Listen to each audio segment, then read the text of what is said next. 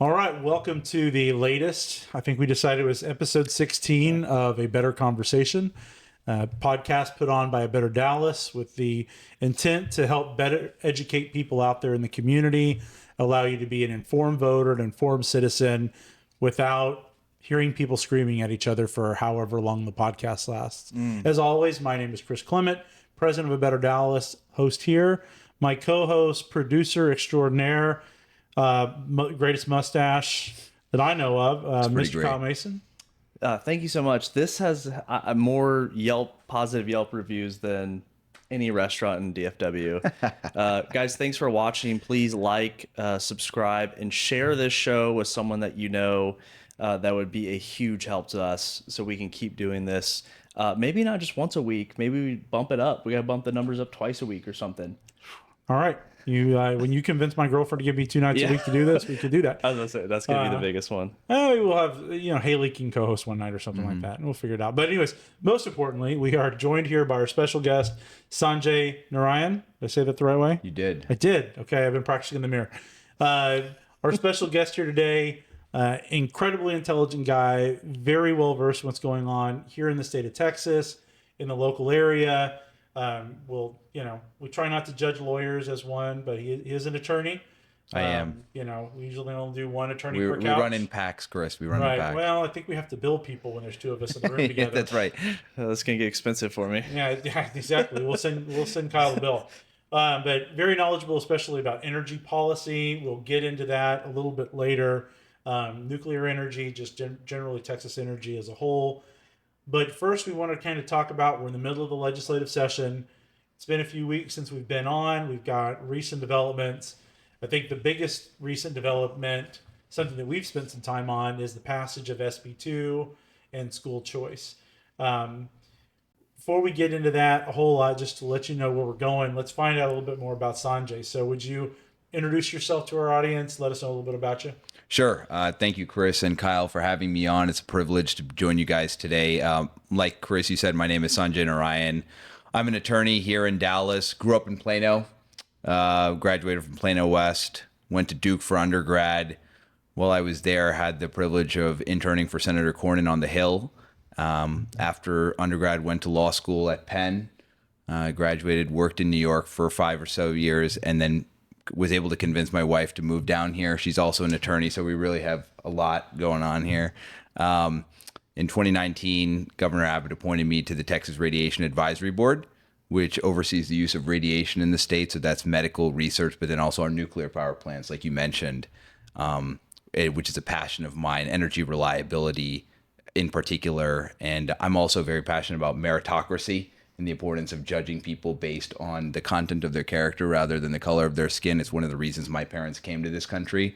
So I'm fortunate to serve on the board of a nationwide 501c3 called Color Us United, which advocates for meritocracy in education, but also increasingly in corporate America. You've got all these implicit bias trainings, contract vendor requirements that are just flatly unconstitutional. So we try to push against that. And locally, I'm on the City of University Parks Legislative Committee, and I work actively with the local Republican Party. So active, hoping to make Dallas, like the group you have, a better place to live, and Texas a more prosperous state. Yeah, I will say, so I first met you were speaking, I think, with Angela Paxton about nuclear power generally in Texas, more so for her.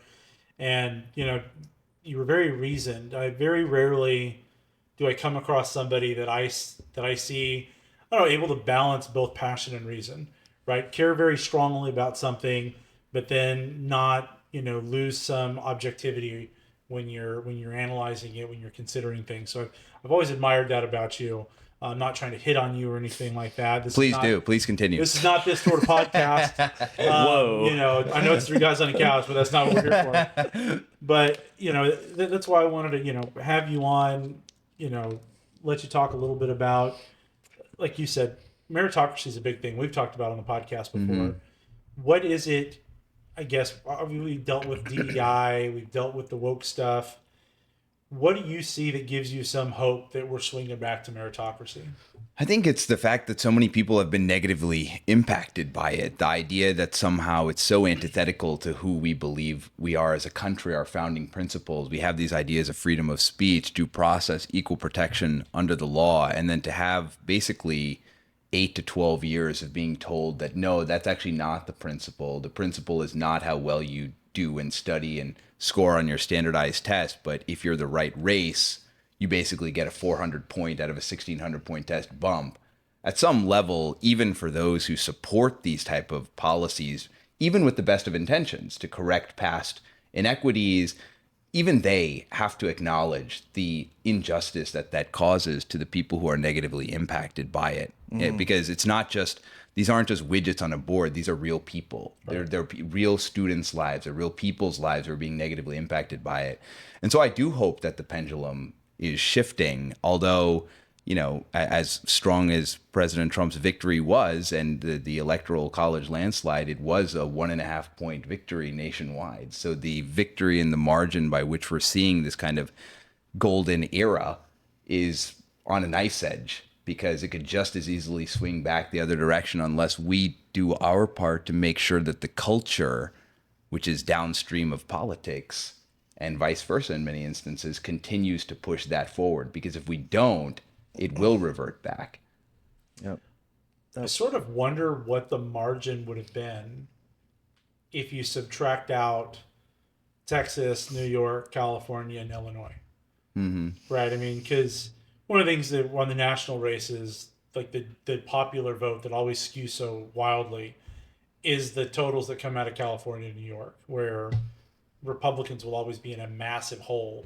And other than Texas, we really don't have a lot of other states to make that up. On I Florida. guess somewhat Florida now, but that's a new thing. Yeah. Right? Florida was never that big of a thing. Huh. Anyways, sorry, Yeah. scroll Brent on that idea. So, I mean, you talked about your parents.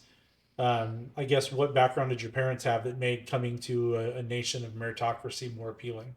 Yeah. I think it's important for people to understand that the whole world doesn't operate the way that we do. No, they don't. And that's why it's so important that we really value and teach adults, but just as importantly, our kids, how special this country is, that it really is a shining city on a hill. My dad, when he was, my parents immigrated to this country legally in the 1980s. My dad took a standardized test in India, which is where my parents are from, and he got a very high score. And they told him point blank that if he was willing to change his name, they'd give him an admission slot in the school, because in India at the time they had a very strict quota system, and they still do.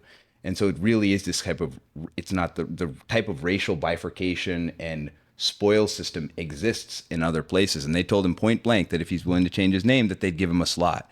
He told them, screw you, I'm not doing that. He came here to the United States. He finished his studies at Baruch in New York, which is where they settled. And my mom had to wait 6 months legally after they got married to get a visa to come to this country.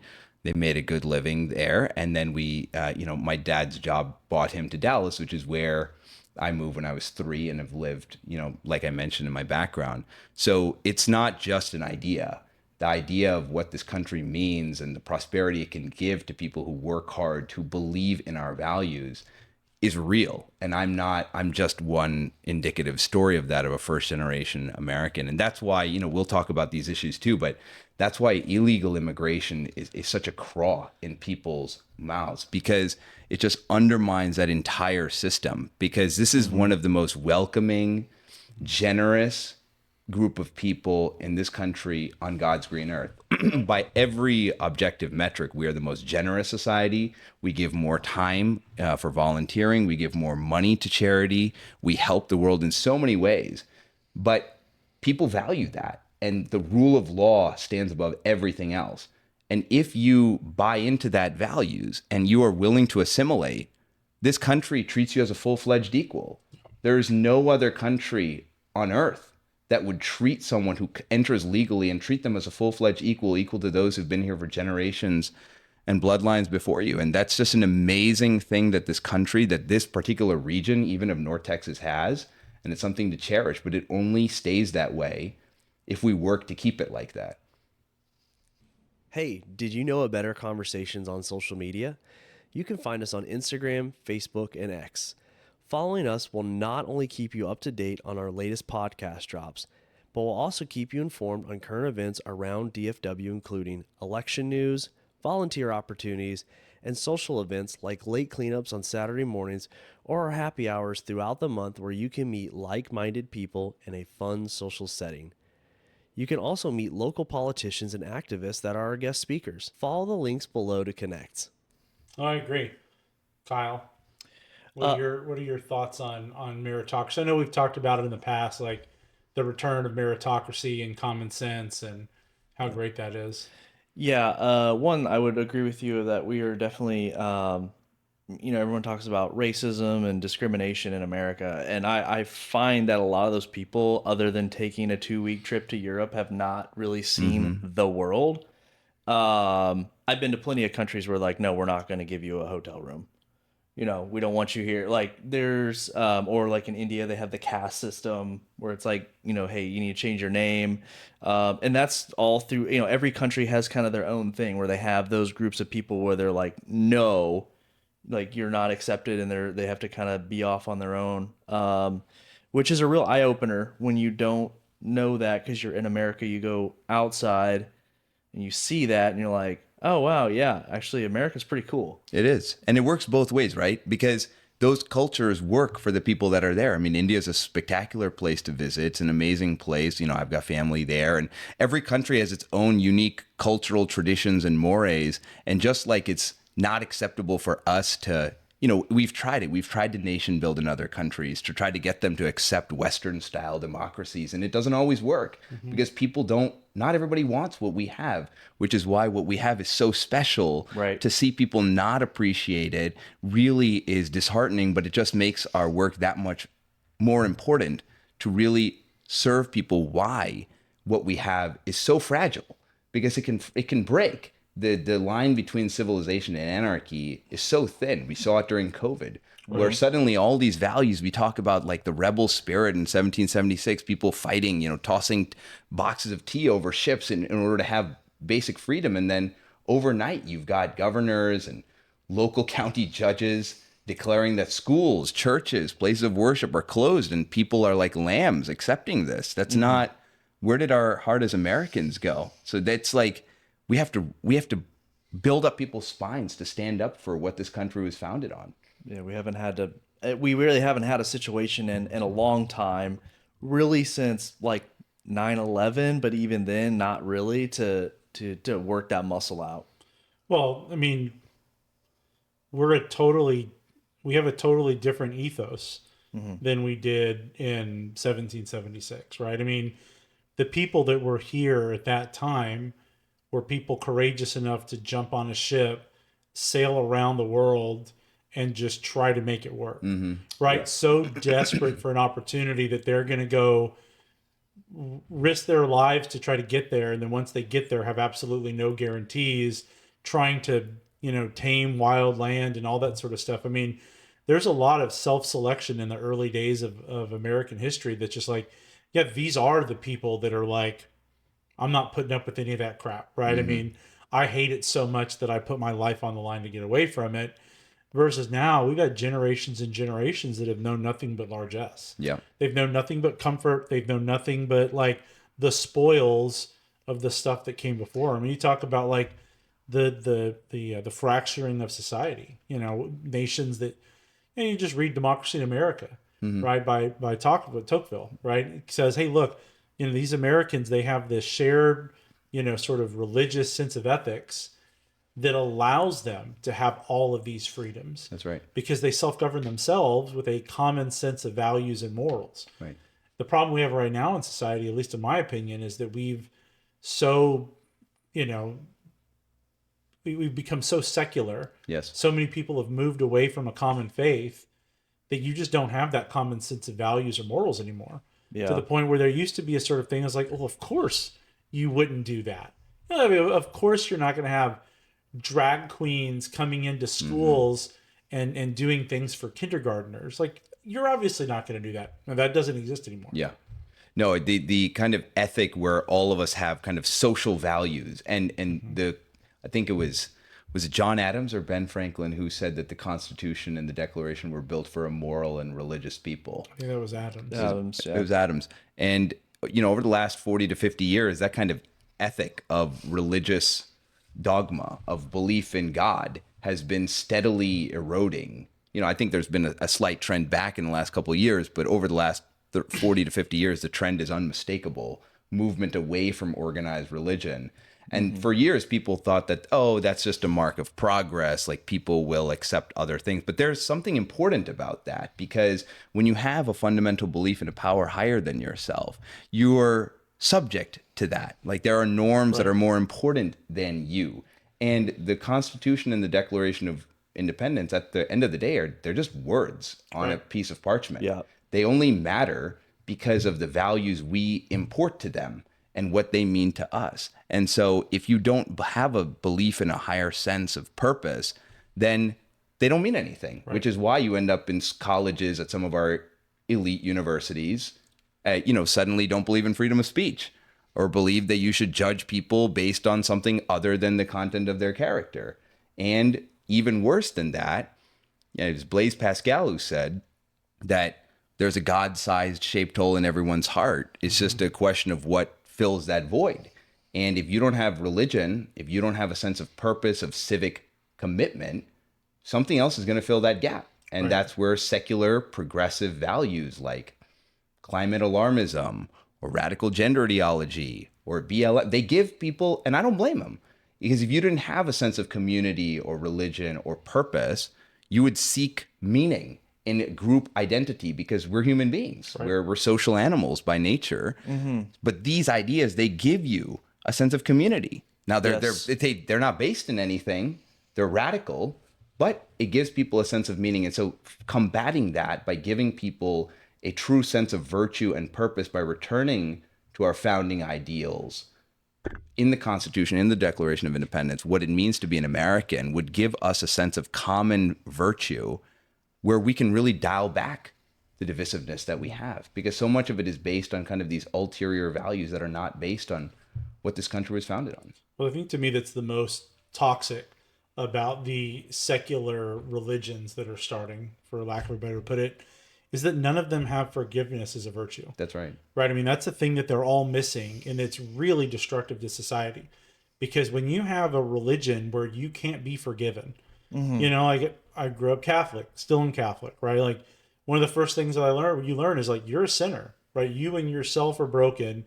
You need God. You need his forgiveness. We just had Easter. You need that sacrifice of Christ on the cross in order for you to be full again. When you have the thing where, like, well, yeah, you know what? If you make one mistake, you are canceled and you're done, and there's no forgiveness, and you're just like not a part of the world anymore. Right. You talk about, when did we become, such sheep willing to accept all this stuff? Well, that's the sort of stuff that does it.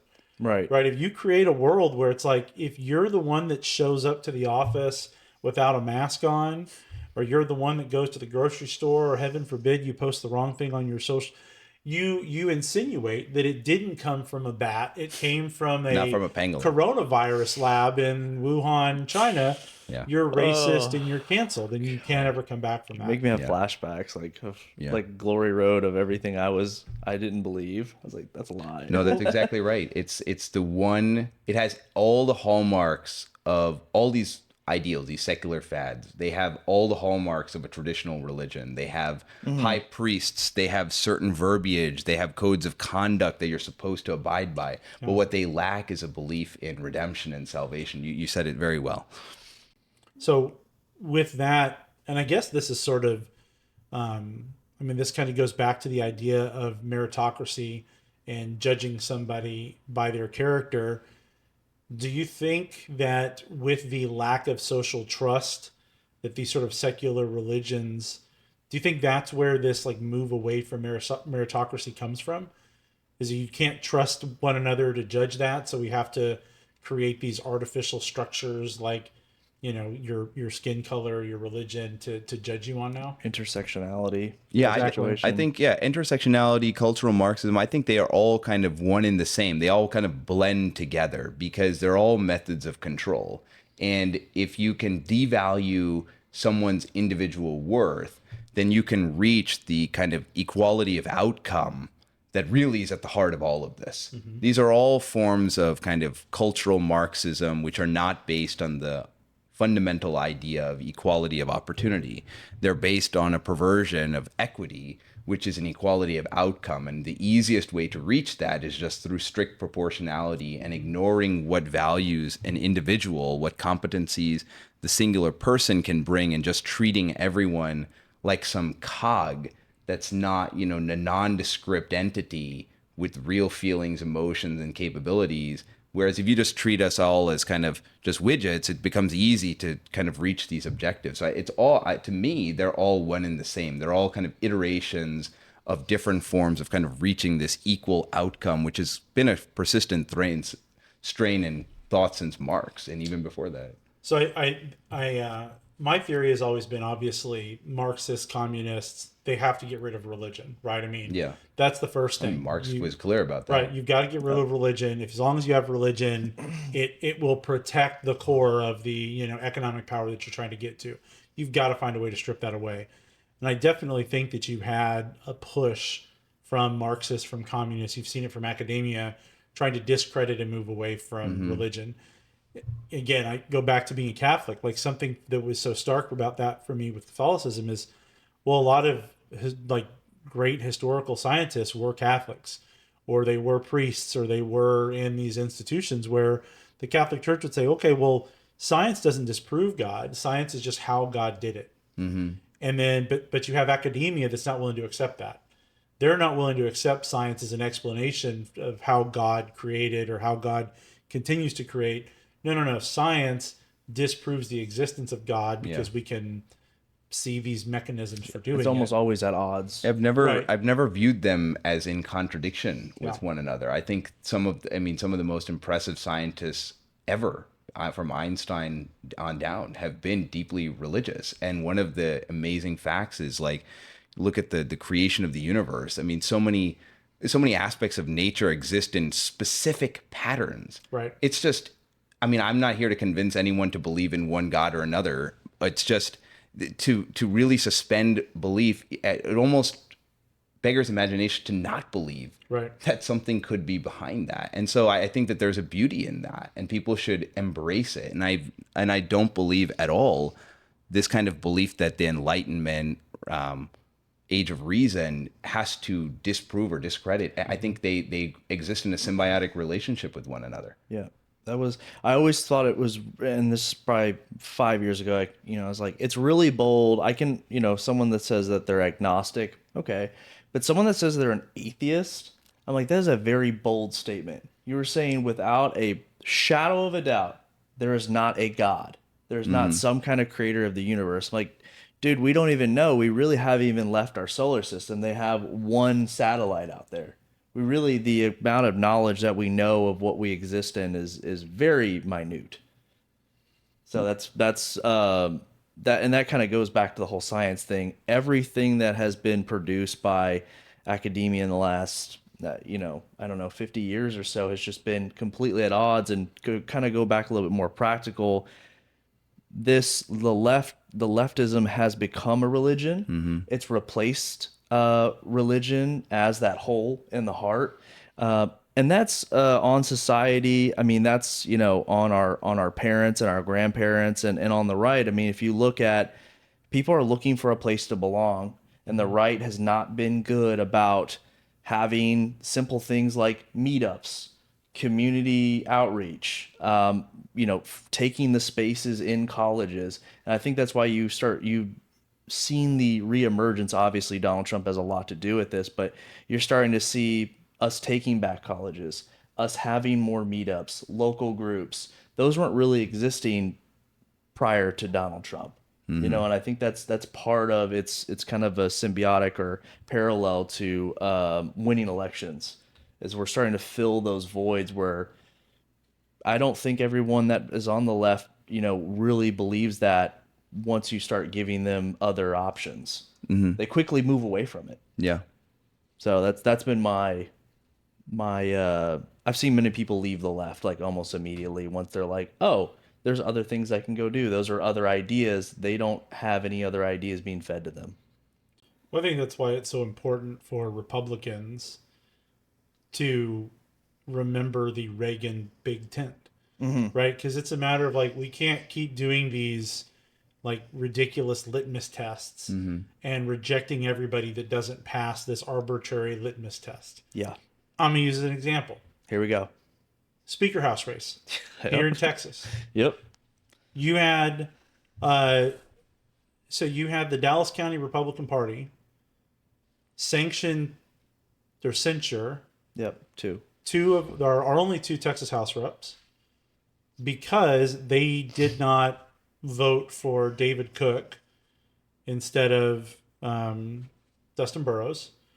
And then at our last meeting, the same county party recommended that David Cook be censured for his votes since he's been in the Texas House because he's largely voted in line with Dustin Burrows.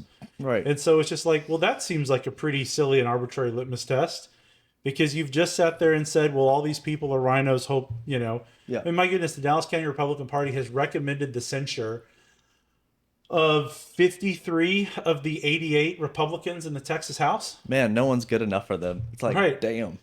And it's just like, okay, well, how does that help Dallas County Republicans attract more voters in Dallas County? Yeah, definitely. What about that is going to bring new people into the fold? I think that there are improvements that even the existing representatives who are Republican in Dallas County can make. And I think rather than individual litmus tests, focusing on the fact that, for instance, some of the reps, including in the Dallas area, have done nothing to repeal or replace Robin Hood, or have voted to continue subsidies for wind and solar projects at the expense of natural gas and nuclear power, or have not already voted to end DEI indoctrination in K through 12 schools, or allow parents to have, book review processes. Like, these are substantive issues which are Republican Party priorities, which should be the focal point of, really pressuring existing reps or challenging them to make sure that conservatives have a real alternative,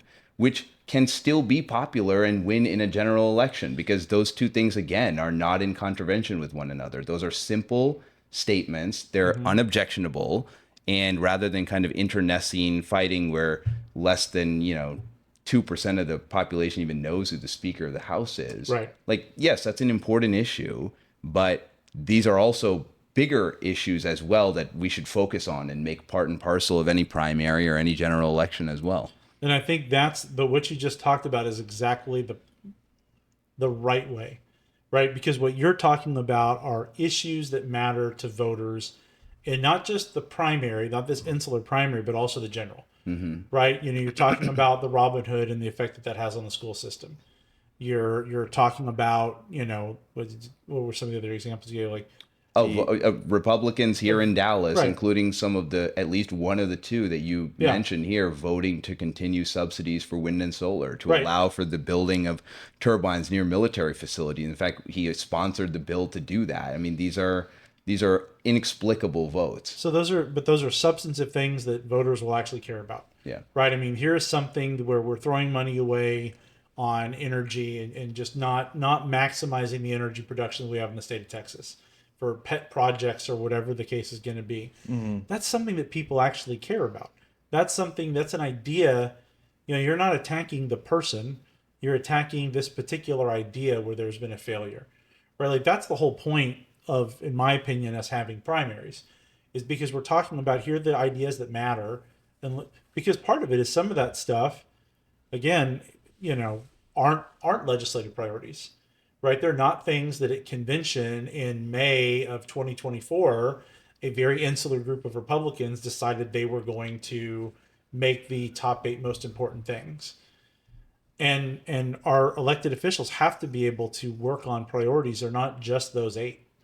They've got to be able to work on things that voters in their district care about, or that general election voters will care about, which may not be the things that convention Republicans care about. I think it should be at least. The only part I would push back on you, and I think it is at least should be expected that members who represent the Republican Party who win a primary should at least try to push for some of those Republican policy priorities they get voted at the state convention. And if they haven't demonstrated any intent or interest in doing that, I would just question whether their real interest is in actually pushing forward the priorities of their conservative electorate, or whether it's something entirely different and they're not really actually the person who they claim to be. And so I would agree with that. So I would agree that they should be trying to push some of the legislative priorities. I just don't think that they should be bound to push all of the legislative priorities. Right? Like I am against a ban on taxpayer funded lobbying. I could do a whole podcast on it. Tonight's probably not the night to do that. But, that's something that if I've got no problem with a Republican elected official not pushing that. No qualm. I get why people don't like it. I get why people advocate against it. I just disagree. I think my thing is like, again, going back to the point of Kyle's, where the Democrats have created a very unwelcoming environment that people are fleeing. As Republicans, we need to be able to say, hey, yeah, look, I know that you're a Democrat. You were a Democrat. There are going to be some things that we disagree on, for sure. Yeah. But you're still welcome here. I'm not going to call you a rhino or a spy. I'm going to welcome you here and see if I can't persuade you in some of these other areas to see my way of thinking on it. Yeah, I mean, Donald Trump was a Democrat for however long, right? So Right. when you have a big tent, that means that you can attract people, with the caveat that there are certain principles upon which we're not going to compromise, right? We are going to continue to believe in free speech. We're going to continue to believe in free enterprise, in meritocracy, in those principles. And so if the idea is that we're going to have to water that down to get other people, I would push back on that. Yes. But if somebody is drawn to our movement based on the articulation of these policy principles and values, then absolutely we should welcome them in. And then we should demand that the people who we vote into office actually go and implement those, rather than kind of occupying a seat without actual productive value for us. So here's an issue that I think is a really interesting one that puts a lot of that stuff to the test as Republicans. Okay. The Epic community in Collin County. Right? So for those of you that aren't aware, there is a proposed community to be developed in unincorporated land in Collin County. And I think some in, was it Grayson County? Hunt County, and some in Hunt County near Josephine.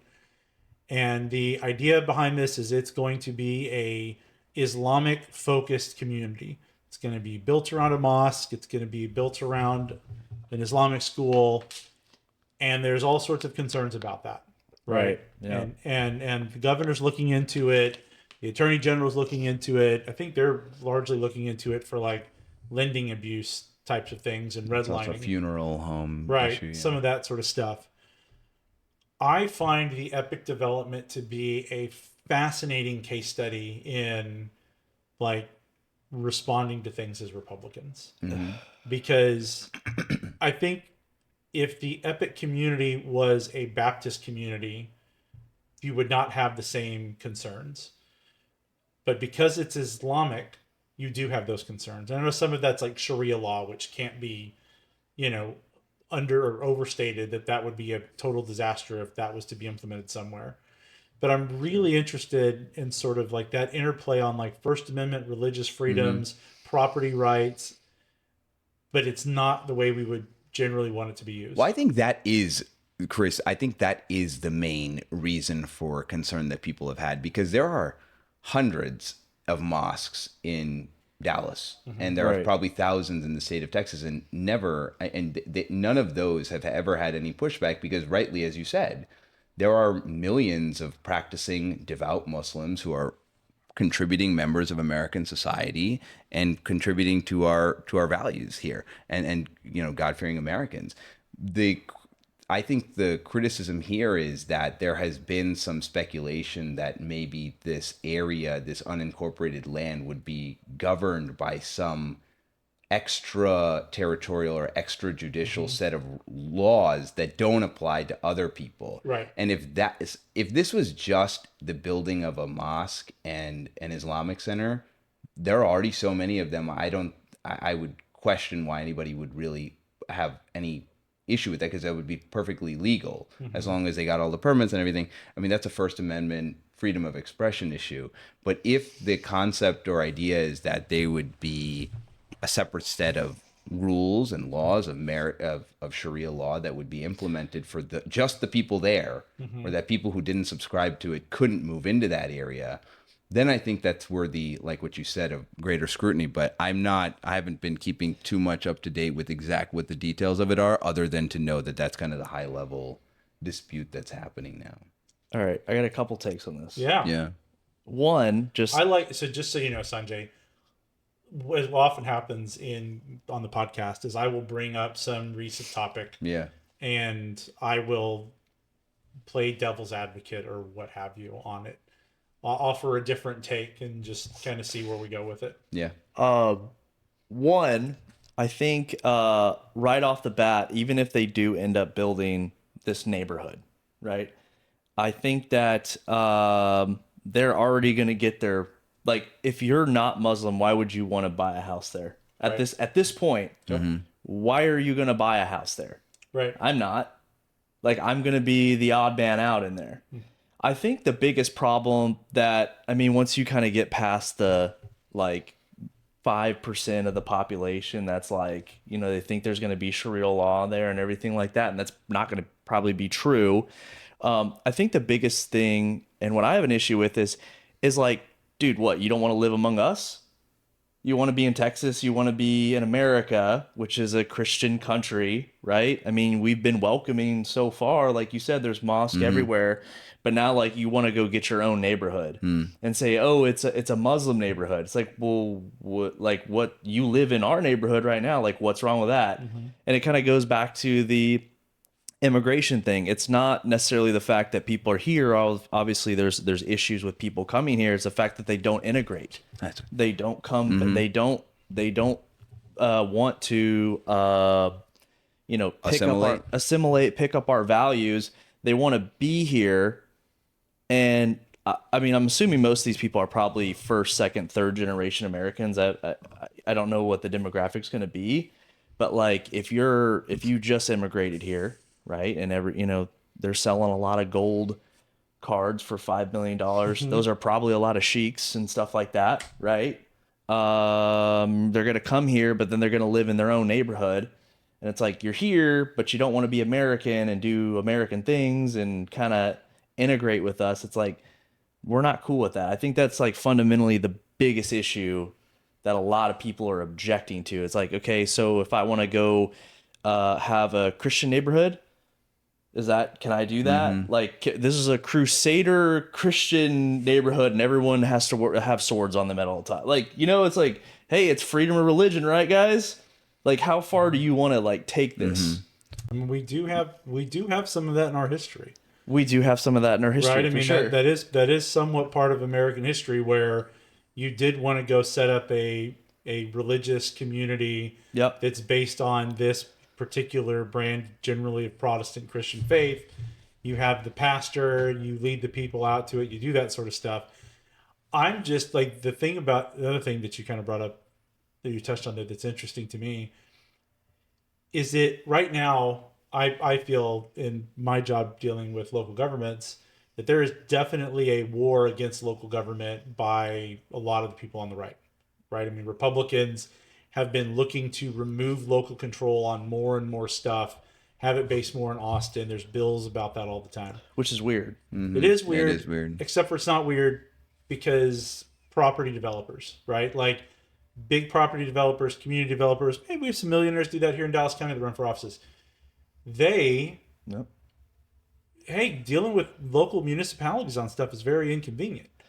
And in Texas, if you can get the state of Texas to place limitations to where, use as an example, there was a bill that was passed probably 2 or 3 sessions ago, that said that a local municipality no longer had the ability to have regulations on the types of building materials used for superficial reasons. So, like, the best example of it is Coppell. Like, in Coppell, if you wanted to build, had to be red brick. You had to have certain landscaping, all that sort of stuff. So enough developers complained about that State of Texas said, okay, you no longer have the freedom to do that. You no longer can pass those regulations, those ordinances in your communities. And now, with stuff like unincorporated territory in a county, there is no permitting that's required. Right. Right? If there's most counties have very basic development rules and regulations, nothing like that you would have within a city. So you don't have to be zoned for a certain thing. You Right. don't have to have certain utilities. There's a bunch of stuff that you don't have to do in counties. Yep. And so it's kind of fun for me to see, like, you have this very big desire to regulate this epic community, but they're out in unincorporated county land. And so you have these other moneyed interests within the Republican Party. They're like, no, we don't want you to pass the things that would give you the ability to regulate them, Right. because then they could regulate us. We don't want that. Yes. Yeah. That's what's your take on this? On the regulation piece, Yeah. I actually think that there have been, like, there was a bill passed in the last session that I think was foolishly considered, that Morgan Meyer actually authored. It was called the Death Star bill. Yep. And it basically eliminated a lot of local control that people have, Yes. these cities have. And I get why you'd want to try and make this type of scene, like, given that, Austin and Houston at the time were basically sanctuary cities, and you want to penalize them. But the law was so poorly drafted that it had no population threshold. Correct. So effectively, cities like University Park, Highland Park, Richardson, Plano, Frisco all got crammed down, where now they have real difficulty passing basic land utilization restrictions. Yeah. People who live in a suburban community move there presumably because they want to live in a suburban community. They don't want a quadplex coming up next to them or a 20-story apartment building. Right. But this kind of stupid type of regulation 100%. cramming down against local control really is antithetical to what Republicans have been pushing for. We always say, like, the federal government should have less power, it should be at the states. Yeah. The people are best governed by those who are closest to them. So this type of, the impetus to kind of push back against these liberal leaning cities, I support that. But the way to do that is not to eliminate home rule of cities and local municipalities and kind of these zoning authorities, because that's where people can actually make a difference. You can meet with your city council rep and you can meet with your zoning board and try to get things changed. It's hard to do that if you have to go to Austin to do everything, and that's just an idiotic idea. And yeah, I agree with the principle that people are governed best by when it's closest to them. 100%. But that's the thing, and this goes back. There's another bill that's I don't know if anything will happen with it, but that Brian Hughes is pushing, and it's this bill. And Kyle, I don't know if we've talked about this on the podcast or just offline, but so it's a bill that would prevent municipalities, basically, I think it was 80,000 and above population, suburbs, large cities. If you had a 5-acre tract of land, it would prevent you from having lot restrictions or lot sizes that were any larger than 1,400 square feet total, or 21 feet wide. Right. Where it's like in single family residential neighborhoods. Yeah. That to me is insane. That to me is the most blatant developer giveaway of, we can't build apartments, we can't go vertical, but we're going to do the modern day trailer parks, right? We're going to do a 1,400 square feet as a lot, not the size of this building, as a lot. It's 7 feet wide is insane, especially if you're talking about in something that's already zoned for single family residential. Yeah. I get. So I've spoken with the people who are pushing this bill, and I understand their impetus, the idea, and I've spoken to Senator Hughes about it, because the idea as it's been discussed is there's a concern about the cost of housing. And this is an idea that if you allow for more density, that you can allow for more construction and theoretically bring down the cost of housing. My pushback is the same as yours, which is that this is fine in a totally new development. If this is a totally new area which has not been developed, there's no surrounding houses around it, and you're building a new subdivision, have at it. Decide how you want to make that community look in whatever vision that you want, and then sell it to people who want to move to that area. Right. But if your idea is to now say that an existing city has to now subscribe to this lot restriction where you can tear down a home and then subdivide it to take what used to be a single family home and turn it into 4 residences or 2 duplexes next to one another. Cities aren't equipped for that. You have to build sewers, you have to build roads, parking. If they have kids, the schools need to accommodate the size. There are a lot of these attendant consequences that come with just having density for the sake of density. Listen, I lived in New York City. I loved living in Manhattan. It's a phenomenal place. But Dallas is not going to be Manhattan. Right. Like, No. we're not going to have, 50-foot apartment buildings and condos and office buildings here. That's not what this city is, and it's not why people move here. Right. So if you want to build that out in Prosper or Anna, and you want to do this as like a new development, that's fine. But I think it's attacking the problem in a wrong way, because the impetus is good. The idea is we want to bring down the cost of housing. But the way to bring down the cost of housing is to make things more affordable. Yeah, that's not the way to bring down Right. the cost of housing. The way to bring that down is, let's bring down the cost of energy. Let's bring down the cost of transportation. Let's cut property taxes. Let's repeal or reform Robinhood, which is taking money away from districts and artificially increasing the property taxes that they're having to charge in order to make up the delta. There are so many other ways that we can bring down and make housing more affordable, including for people who are coming here new to the state or graduating from our universities and finding jobs, than just saying that we should just build a bunch of apartment complexes everywhere. That's, to me, I don't think has popular voter support. I don't think that most people who live in these neighborhoods would agree with that principle. And I think that there are just much better, more effective, immediate ways of bringing down the cost of housing and having an impact in people's lives than just this type of kind of giveaway. Yeah, and I think you're a kinder person than I am by saying that this is just something for the developers, right? I mean, if you're talking about you want to lower the price of housing, then why would you limit to this? Why not say, okay, well, we're gonna do this, but also include multifamily apartments or condos or any of this sort of stuff in single family? It's like, no, there's a push for this particular type of development, and again, if it's such a good idea, you don't need a state law requiring all these municipalities to accept it. Yeah, they would vote for it. Right, they'd vote for it. Mm-hmm. Right, it's a matter of like, and this goes back to like, this restriction would not apply in Anna. This restriction would not apply in Prosper. They don't have the population base for it. Yeah. It would apply in Plano. It would apply in Richardson. It would apply in places like that, because those are the type of places that large property developers want to develop something like this. Because you can't go out to Anna or Prosper and do 5 acres of 1,400 square foot and have people go out there. It's not a profitable development. So that's the sort of stuff for me that kind of gives away the game a little bit. But the other part of it is, going back to your point, man, a community should be able to decide if that's what it wants or not. Yeah.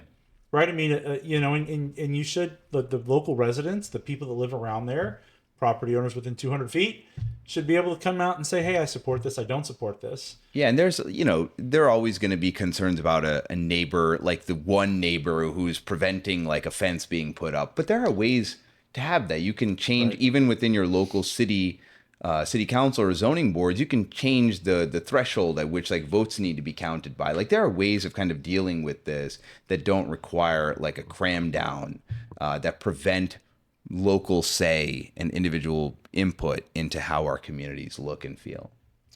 Well, we've been talking about a lot of these. Like, this has been great. Like, this is ideally what we do on this podcast, is talk about these sort of things that usually don't get a lot of sunlight, and be able to like have an intelligent conversation about it. Switching gears, like we talked about earlier, SB2 is passed. Mm-hmm. On the way to the governor's desk for signing. What are your thoughts about SB2? So I'm a supporter of school choice. I believe strongly in the Milton Friedman concept that education is best determined by the child's needs and that money should follow them. Ideally, my principle would have been that this really gets focused on kids who are in failing public schools or in failing districts and really have the money targeted to them. So I think a higher income cap or it would have made it more politically saleable. I'm glad that they put at least some 20% cap in there that's reserved for people above 160,000 can access it, because the principle is a universal school choice. I think that it's going to help people who are in those districts and failing schools if they want it. What we've seen in other states that a lot of the times that people end up taking advantage of these educational savings accounts tend to be people who've already been in private school anyway. So we'll see what happens where it shuffles out. But overall, I'm supportive of it. I think it really places the educational lobby, the vested interests that have existed in this state for a very long time, on the back foot, and finally gives parents a degree of choice and control over their kids' education that actually will force the public school districts in our state to compete. And there's no area of life in which competition doesn't strengthen both parties. And here I think this will make public school districts really have to compete on what they're spending their money on, making sure that they're attracting the highest quality teachers, making sure that their curriculum is up to speed, because there will be a check on their excesses, that if they start getting too far out of line, that in the back of their mind, they know that parents have some type of an exit option. $10,000 may not pay entirely for, like St. Mark's or Hockaday or something like that, but at least it gives people who are, in South Dallas or in other areas where the public schools may not be great, some alternative where they can look for and see something better. So that is to say that I am supportive of the bill, and I'm glad that it'll be signed.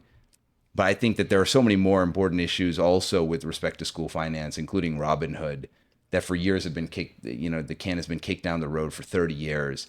And all of this is kind of a way of saying that needs to be addressed as well, because that's the original form of school choice. The original form of school choice is parents scraping and scrounging, doing whatever they can. You were talking about moving to Plano because your girlfriend wants to have a good school district, moving into the best possible school district that they can. And when people do that, they expect that their local school property taxes are going to the school in the district in which they live. Surprise. Surprise. Surprise, surprise. When they find out that in HPISD, for example, 60 cents out of every dollar is going to the state. In DISD, so the county DISD schools, 15 cents out of every dollar is not going to the school in your neighborhood. It's going to the state of Austin, where it's going straight into the general fund and being spent elsewhere. That's unacceptable. That's not school choice. School choice means bringing those dollars back into the community so that people can actually know that the money they're paying for their homes is going to the schools next to them. So the school choice fight is not done yet. What about the push to just get rid of M&O taxes altogether? Make it Maintenance and operation. Yeah, make that part of the state budget, to where it's not even, you don't even pay the ISD M&O taxes anymore at all. That's an interesting concept. I guess how would each district make its allotment for maintenance of buildings? They'd submit a request to the state and have them get an itemization for it. I haven't seen something that gets into that detail, but I know that's so right with surplus. We've been buying down the M&O taxes the last couple sessions. I know that some of the reps like Ben Bumgartner up in Flower Mound, one of the things that he's been pushing is eventually just phasing out the M&O, right? If we're going to have these budget surpluses consistently, well, we can just have the maintenance and operation budgets become something that's just paid for by the state out of the state budget, instead of having to be a property tax issue. That's interesting. I mean, my only concern on that is that some school districts might be so large that they have a huge M&O budget that effectively you're kind of redistributing money around the state to pay for specific ISDs. Intuitively, my answer would be that I think that it should be at a local level, and that the surplus should be used for something else, like buying down overall property tax levels by increasing the homestead exemption as like the simplest way of doing it. But that's an interesting concept. I have to think about that a little bit more. So I like the M&O buy down, and I'm saying that because I rent, right? Like I get nothing from homestead, right? If you can increase the homestead to whatever you want to, but as a renter, that means nothing to me, right? I'm not in a homestead. I'm in a rental property. So the rent that I pay to rent the house that I'm in, goes up a lot of times when that happens, because you're shifting the budget. If I can't get it from these homesteaders, then I have to get it from these other, these other properties and stuff like that, a second home, a rental home, investment properties, versus paying M&Os down. Well, that absolutely affects everybody. That's not just linked to homesteaders. That's anybody that pays property taxes benefits from that. Yeah. So yeah, well, so that was always a thing. Like we had James Rogers on the podcast, and he got into the weeds about school finance and things along those lines. So our audience does know a little bit about the Robin Hood and everything along those lines. That's where like the again, this is something like there's different ideas within the Republican Party that I kind of are interesting for me to see side by side. Getting rid of Robin Hood, I agree with, right? It's like, I'm paying property taxes here for this school district. The money should stay here in this school district. That's just such basic common sense for me. I don't know. What do you think, Kyle? Well, it's like all the ideas sound great because right now we have a budget surplus, right? And I hear people, we have a budget surplus. Let's do this. Let's do that. It's like, yeah, it's good right now. How long are we going to have so much revenue?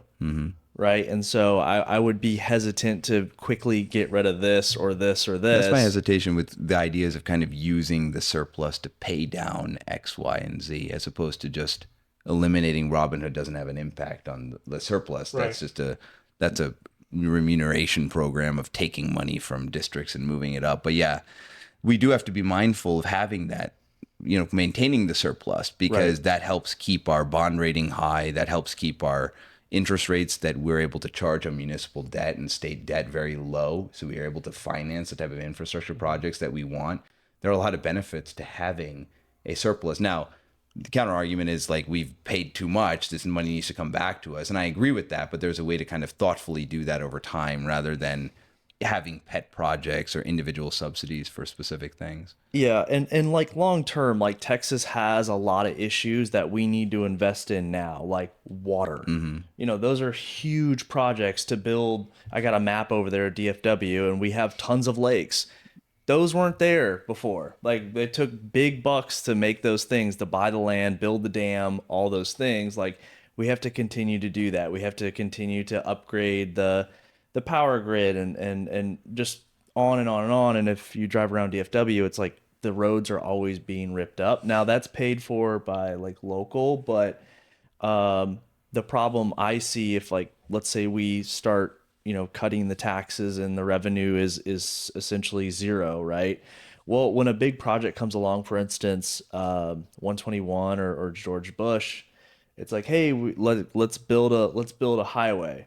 Okay, cool. How are we going to pay for it? Nobody wants to raise taxes. Okay, cool. Well, let's just sell it to somebody, and they'll build it, and then we'll pay on it for the rest of our lives. And they'll, even once it's completely paid off, they're just going to keep raising it with inflation. So it's things like that kind of leaves us in a situation to make a bad deal. And then about the Robin Hood thing, I don't think I'm actually with a lot of Republicans on this. The delta will continue to separate between it. The Robin Hood in my mind does have some value. If you get rid of Robin Hood, a situation could occur where, for instance, a lot of places in Texas that are rural, their revenue is really low because a lot of the property and land in those small communities are ag exempt. I have a great example. I bought 32 acres one time, and it was like $4,000 or something tax. Got an ag exempt, $42. Right? So you have the situation where it's like, okay, they're underperforming as it is. They have no revenue. Now you take away more revenue, or influx of money to them.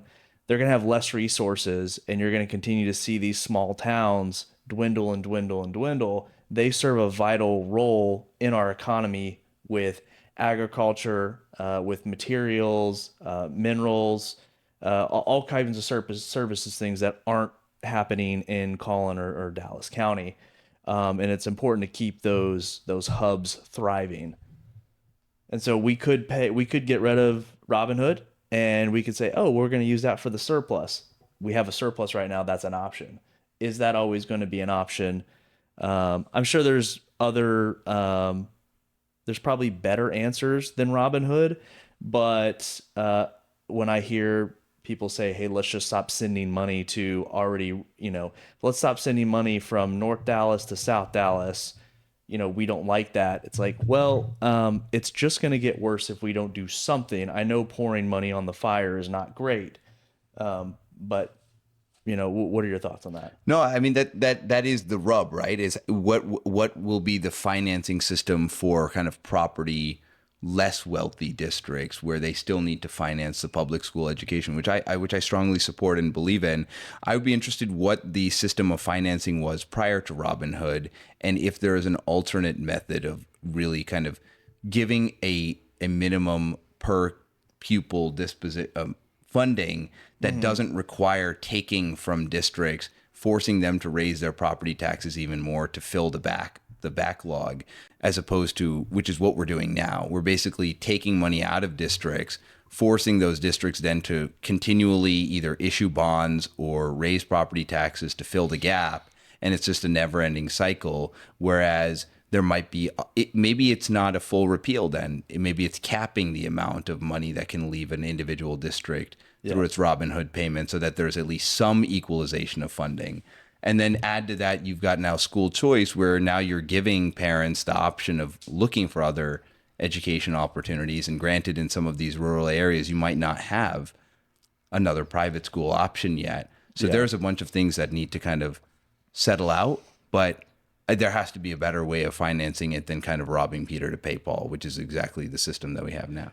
And we might have talked about this, but we talked about like the per pupil cost. It's what is it, like 14 or 16,000? Around 14, 15,000. Now, does that I don't know if we got into this, but like let's just take South Dallas again. We'll just keep picking on that because that's closest to us. Are they also getting 16,000, and in North Dallas or Collin County they're getting 16,000? My understanding is that it's like 61 or 6,300 from the state, and then there's city and school district the that kind of and federal that kind of moves it up. That's where, so total spending in Texas is average on that. It's really, you can go, I can't remember what the name of the website is, but I looked at this before with having the school choice, because I love pegging. I'll have Callisburg, Texas, where I went to high school. Yeah. And then I'll do the Park Cities. And then whatever school district people talk about being underfunded. And I'll always compare them, because that's what they always do. They say like, oh, well, yeah, it's easy in the Park Cities because they spend all this money. I'm like, no, actually they don't. If you look at the per pupil spending in the Park Cities that are coming from public sources, they're spending roughly the same as they are in Fort Worth or in Callisburg or in Prosper or any of these places. There are other things. There's other extracurricular fundraising and stuff that can happen in the Park Cities, booster clubs and all of that, or bond packages to build additional things is where that comes in.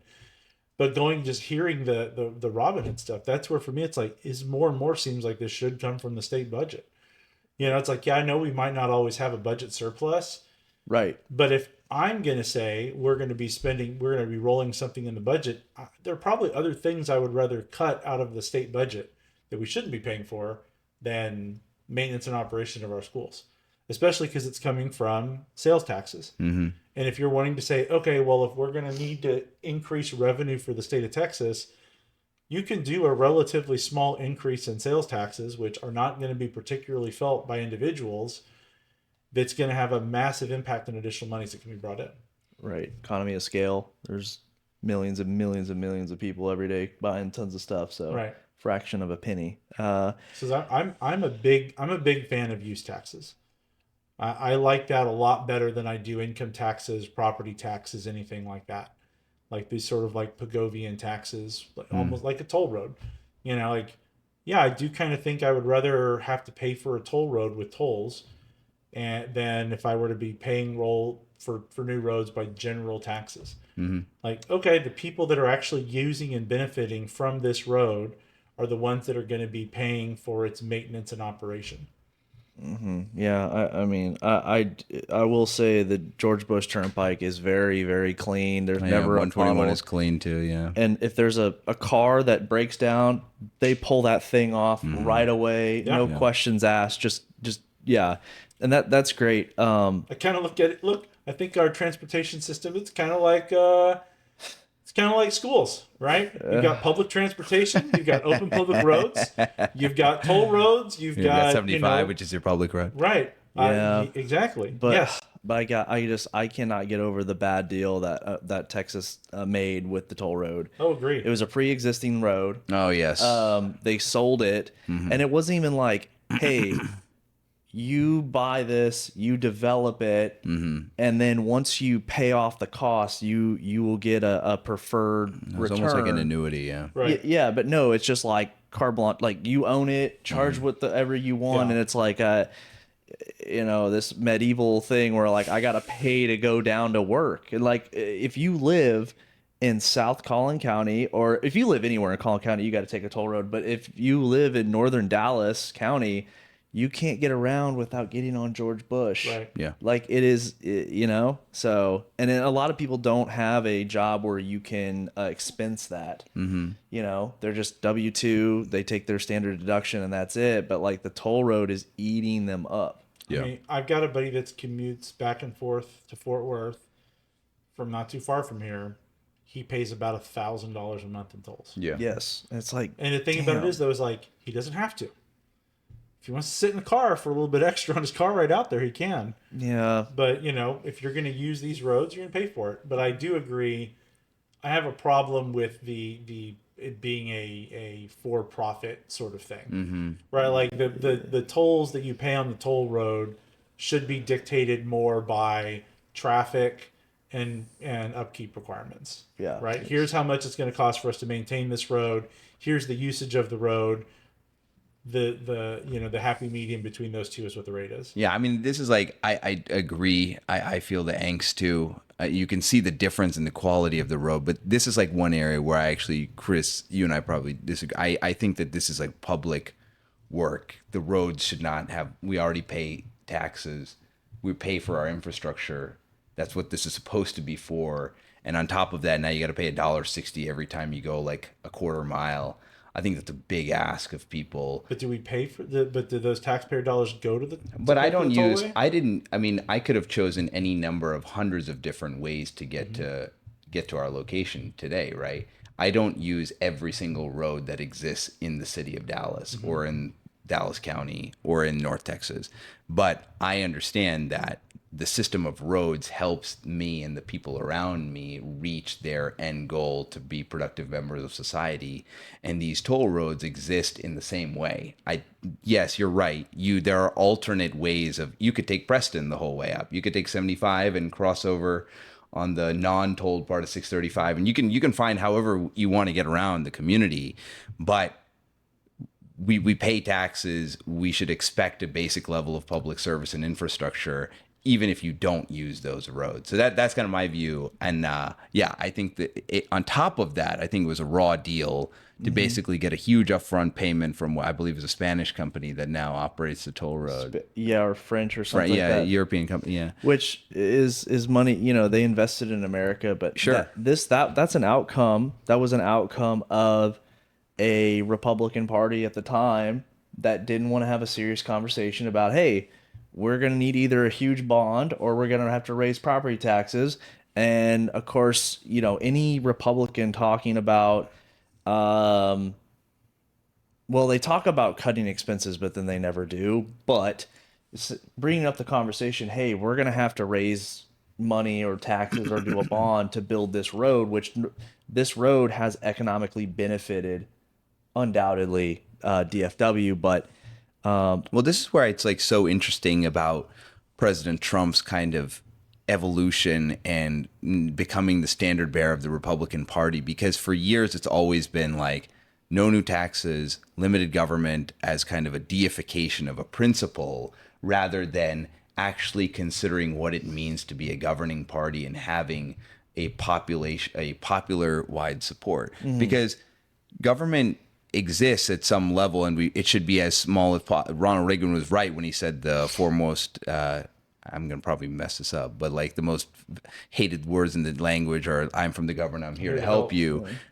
We all agree with that. Anyone who's been to the DMV or any type of public service can attest to that. But there are basic services that the government does need to provide. Like, I'm not someone who believes that we need to strip away the social safety net. I just think it should operate as a trampoline rather than as a hammock.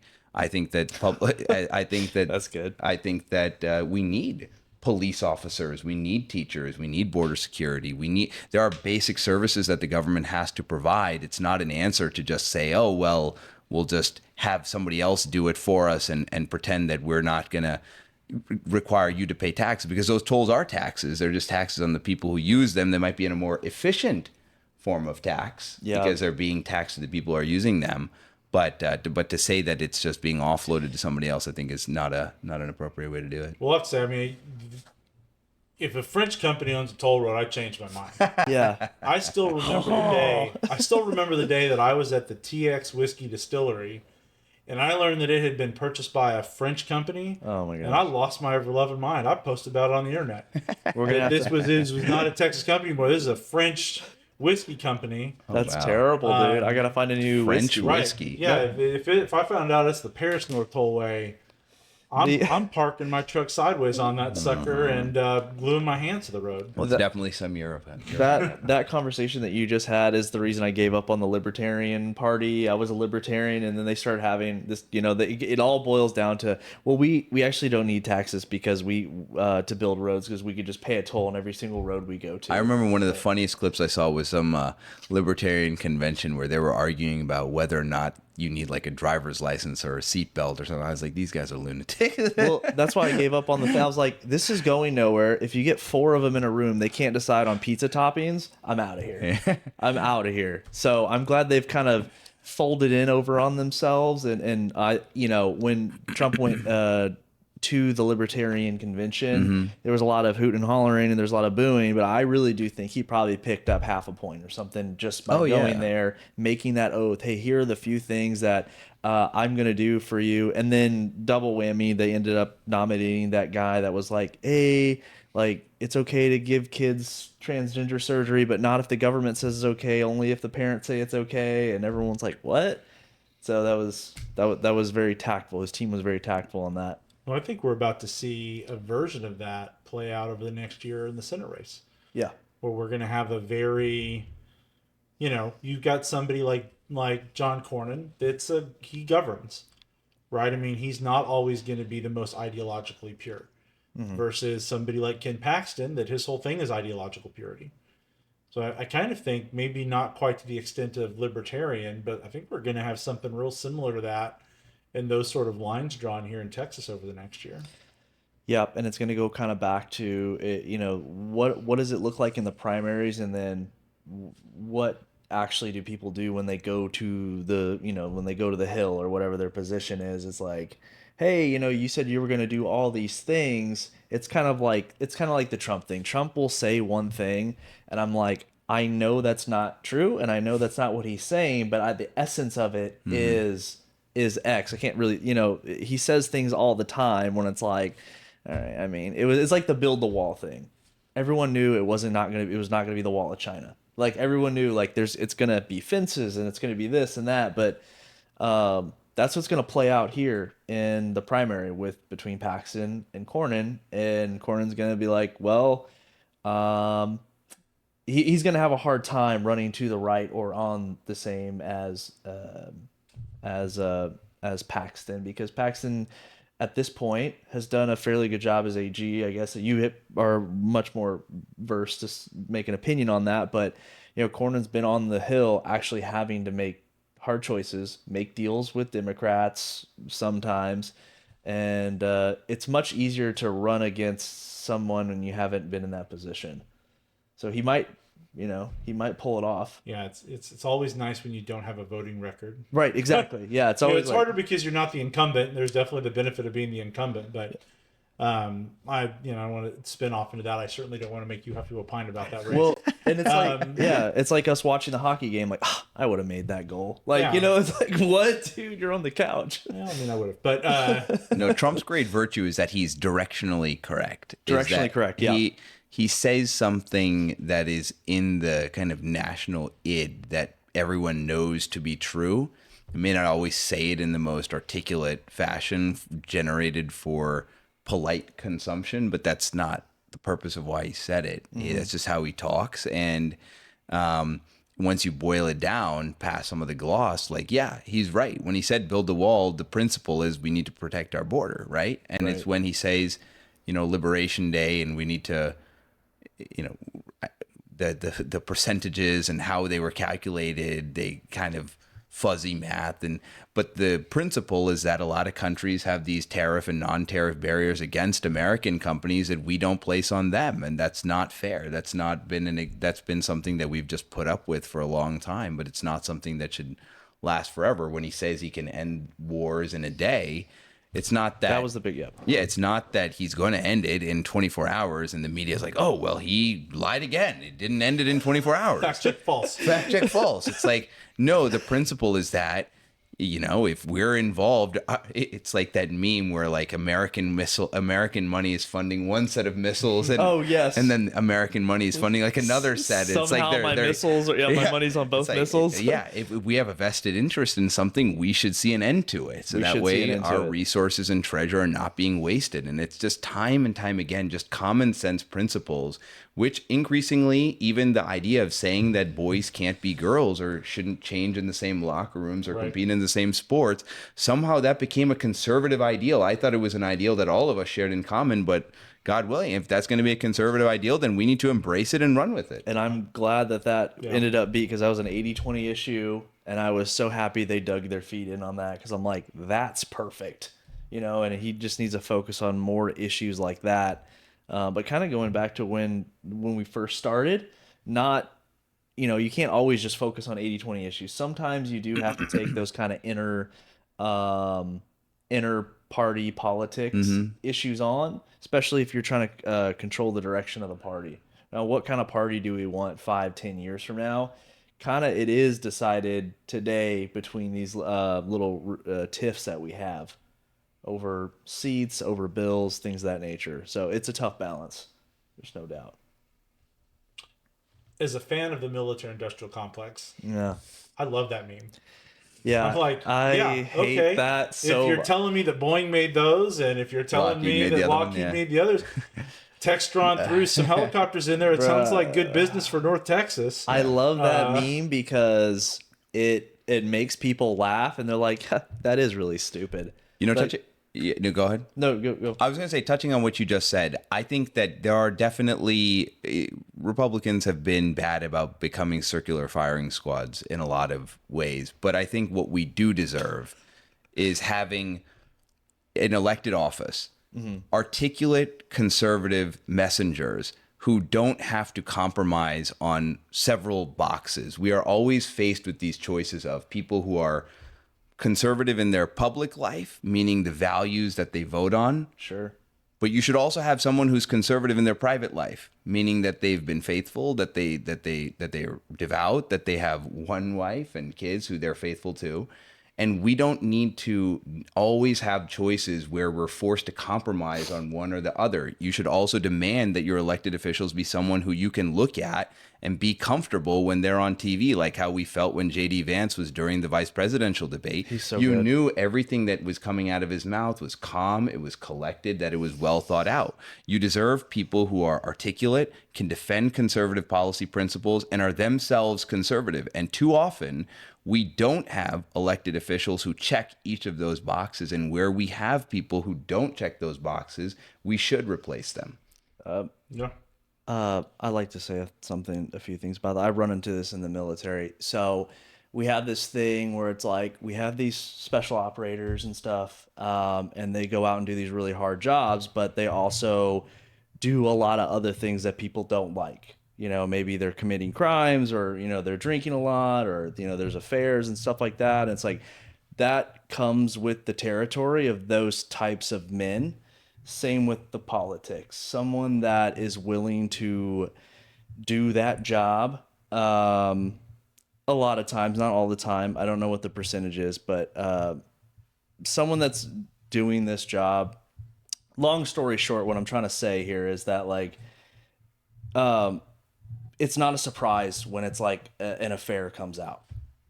No, Not and I'm not saying that it's not a surprise to me, and I don't know if you're ever going to get away from like, hey, we want really strong leadership, we want this and that, but also, they're like holier than thou. I don't know if those are going to line up. Oh, I agree with you. know? If the choice is between, like, let's say, for example, like between the last two Republican administrations, there's no contest as to who's been the more conservative, more successful president as between Donald Trump and George Bush. I mean, there's no question about that. Donald Trump has been the superior president in almost every metric in terms of advancing conservative policies, in terms of the 3 Supreme Court justices, the long-term tax cuts, he might be the only president in the last 40 years to have no foreign wars.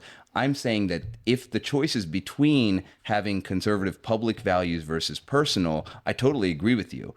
I think that voters, we have made up our minds that we're not going to tolerate just kind of, being nice just to get along, to go along, but then not actually fighting for the principles that we actually want. We're going to go with the person who's flawed as they may be, is going to fight for that. I'm saying that doesn't need to be something that we settle for. We can have both. It's not a binary. There's no reason why that has to be the case.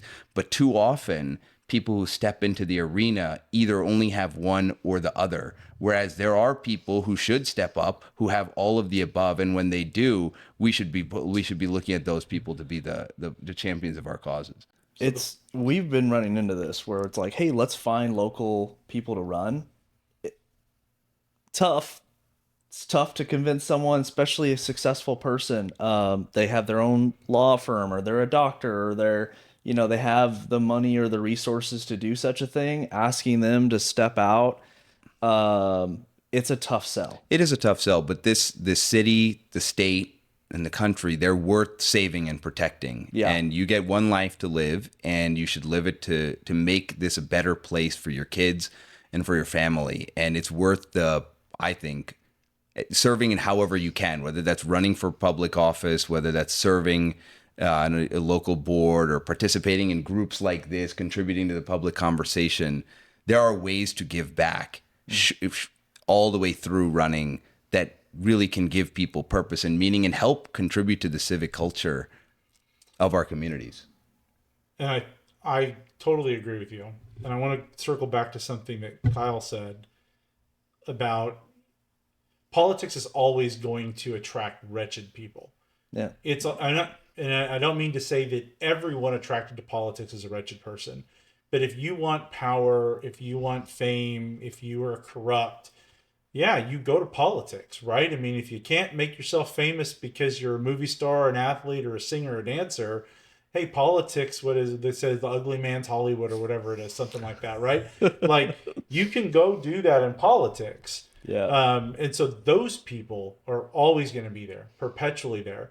That's why it's so important for the people that you just described, Sanjay, the people that are doing this because they want to improve their community, because they want to make a positive impact on things. Those are the people you have to find and support. The other part about that's hard is those people that are here for the wretched reasons. They are shameless self-promoters. Mm-hmm. They will say and do whatever they have to say and do in order to get elected. They'll change their positions. They'll say things that have no basis in truth, but it's viral. It'll get attention. It gets people riled up. But a lot of times your more virtuous people, they don't talk that way, right? I mean, you're not going to get, the same sort of bombastic statements out of somebody that's measured, that's actually concerned about your community. So it's a really weird set of incentives that we currently have, I think largely because of social media. Yeah. What do you always say? You always say a bunch of unserious people doing a serious job. That's it. Something like that. Unserious people doing serious things. You can't look at Marjorie Taylor Greene and be like, that's a good, well-considered, rational person that's not doing this for her own interest at all. She can do pull-ups, though. She could do some pull-ups. So that's Jasmine where, Crockett.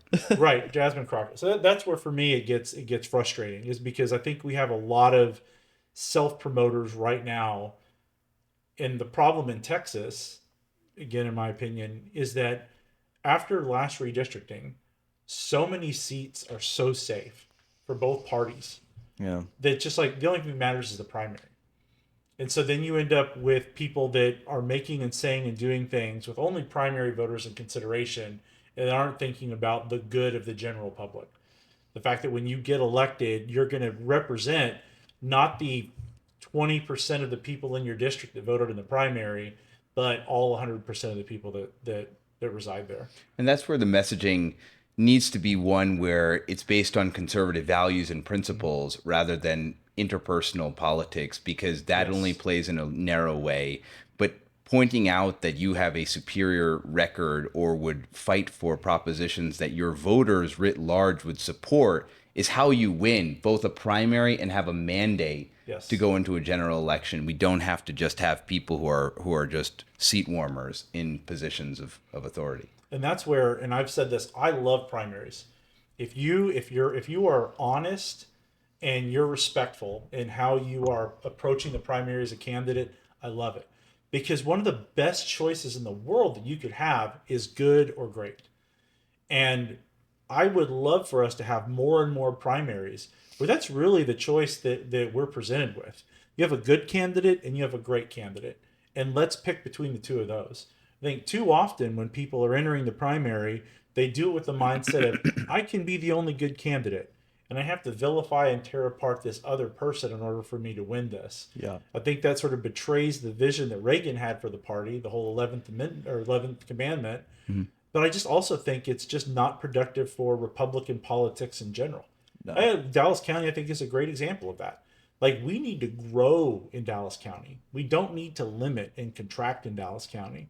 And so when we have these primaries, they can be about good and great between the two candidates, as opposed to like, I'm the only good one and the other one's bad. Yeah.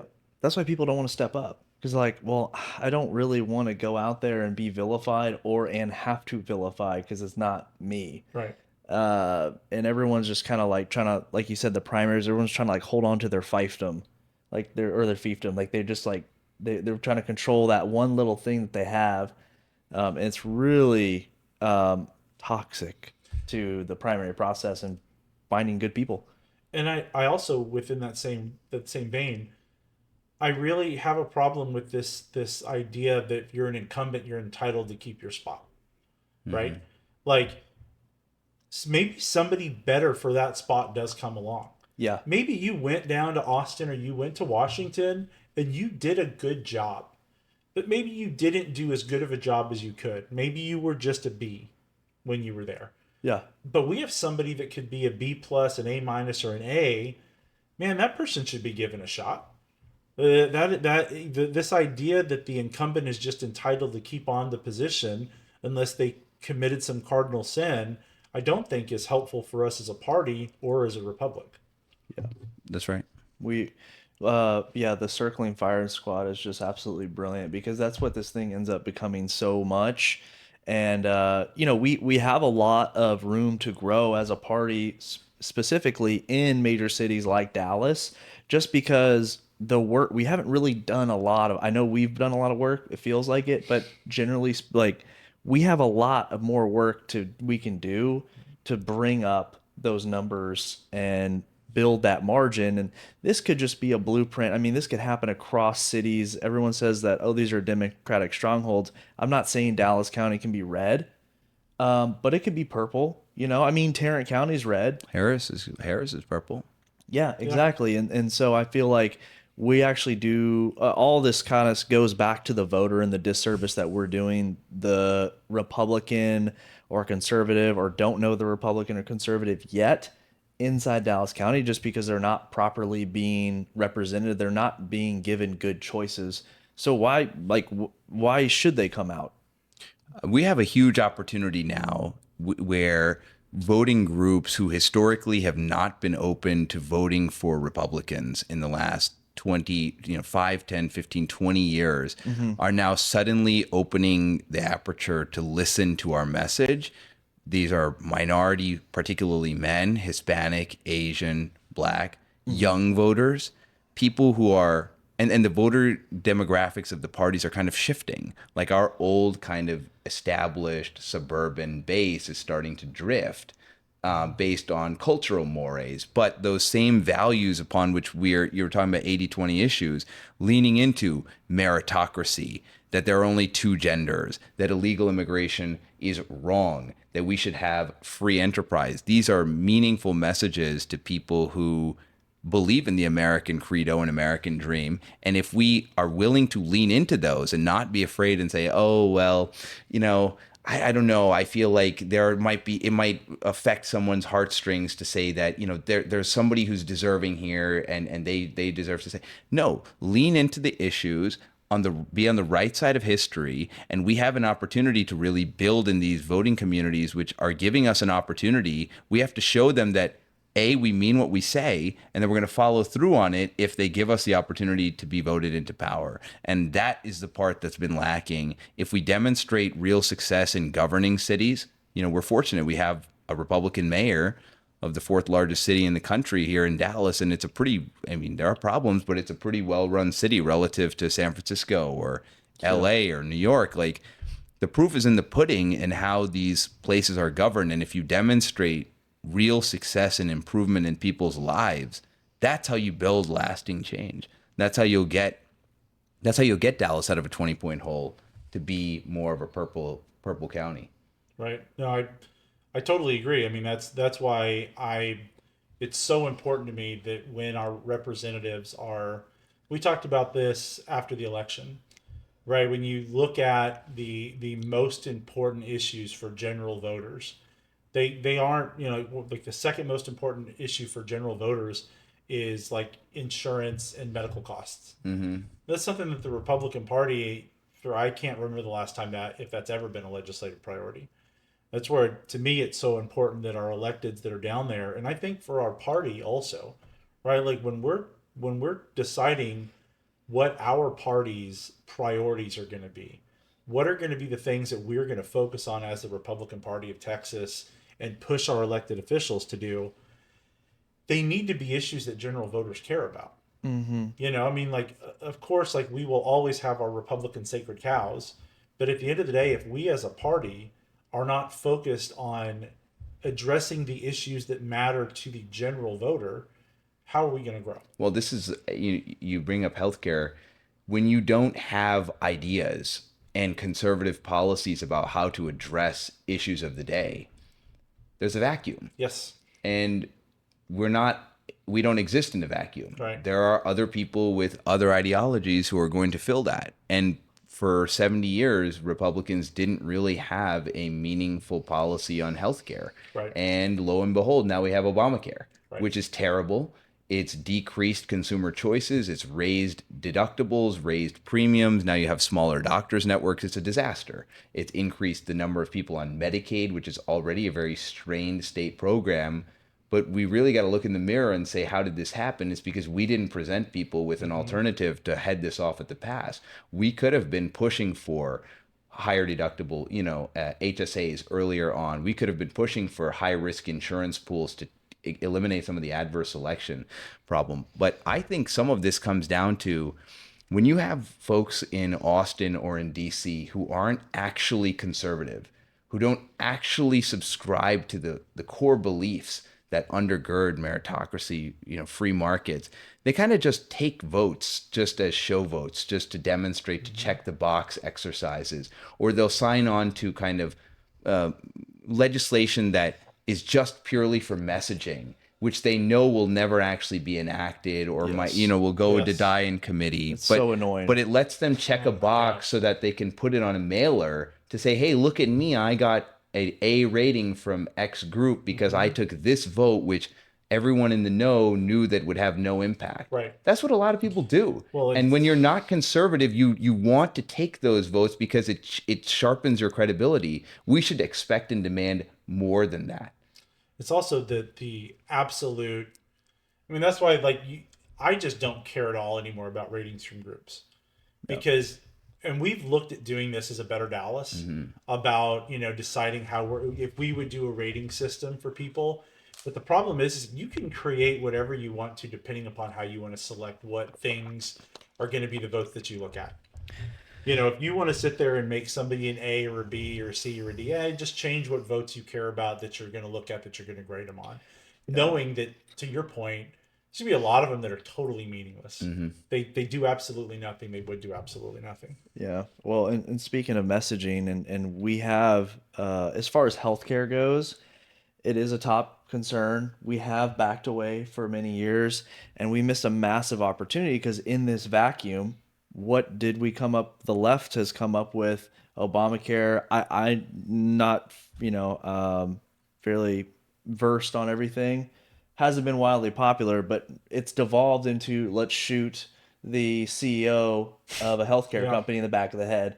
That's kind of what it's devolved into. It's had wild support, in on X and all this stuff. But it's like right there was a huge opportunity for Republicans to step forward and be like, okay, no, that's another 80-20 issue. We're not going to start shooting people in the back of this. Isn't the French Revolution. Yeah.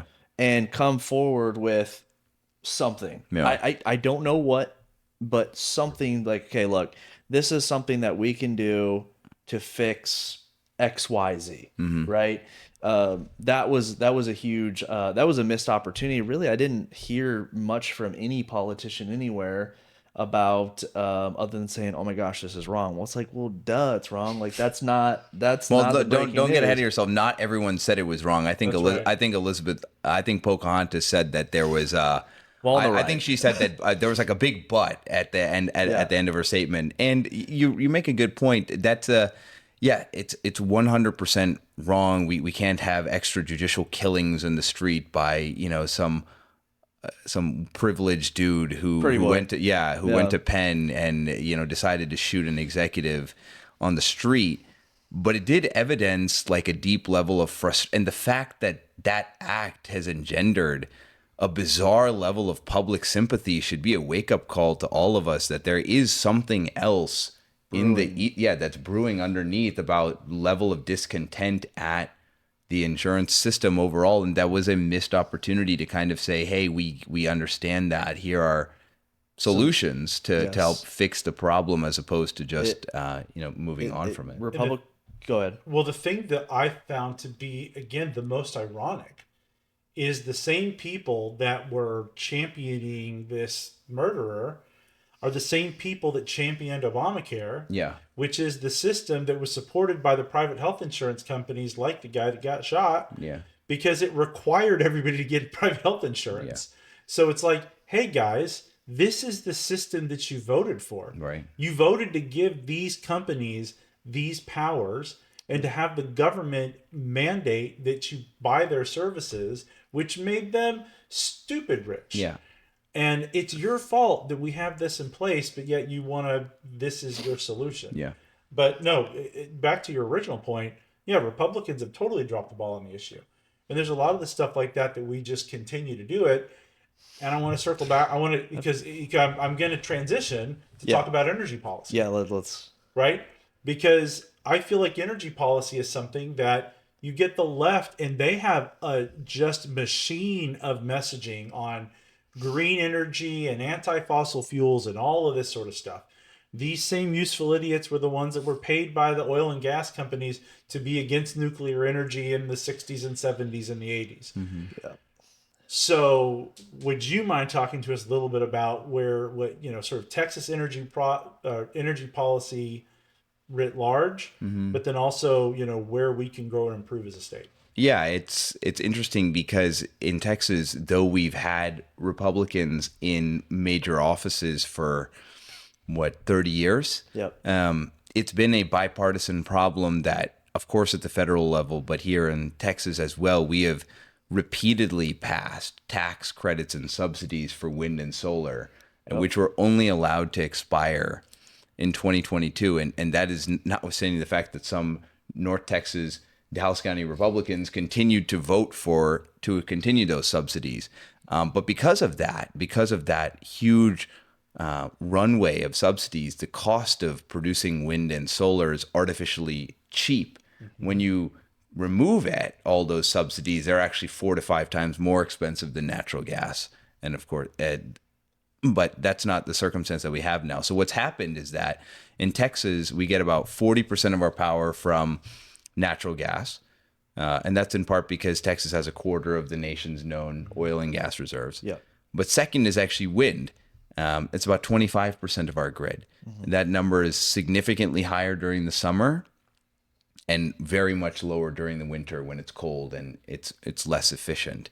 And a lot of people don't realize, and I hope the listeners of your show will pick up on this now, but it's not California or New York or Illinois that's the largest producer of wind energy. It's actually Texas, and it's not even close. We're the largest producer of wind energy in the country, orders of magnitude more than California. And that has major policy ramifications because a third is coal at about 20%. Fourth is nuclear. We have 4 nuclear reactors. There are 2 different plants. One is in Comanche Peak Project, which is in Glen Rose here in North Texas. And then the other one is in South Texas Project in Bay City, Texas. Those were built in the 1980s, and they still produce power for nearly 10% of the state, which is incredible. That's a good run right there. Yeah. And fifth is solar at 5%, but that's going to double over the course of the next decade just based on the amount of projects that are in the pipeline. And that those numbers don't really give a full sense of the scale because 80% plus, Chris and Kyle, of the power projects that are going to be added to the Texas grid over the next decade are wind and solar projects. Yeah, totally the wrong move. ERCOT projected, which is the public utility regulator here in Texas for the grid.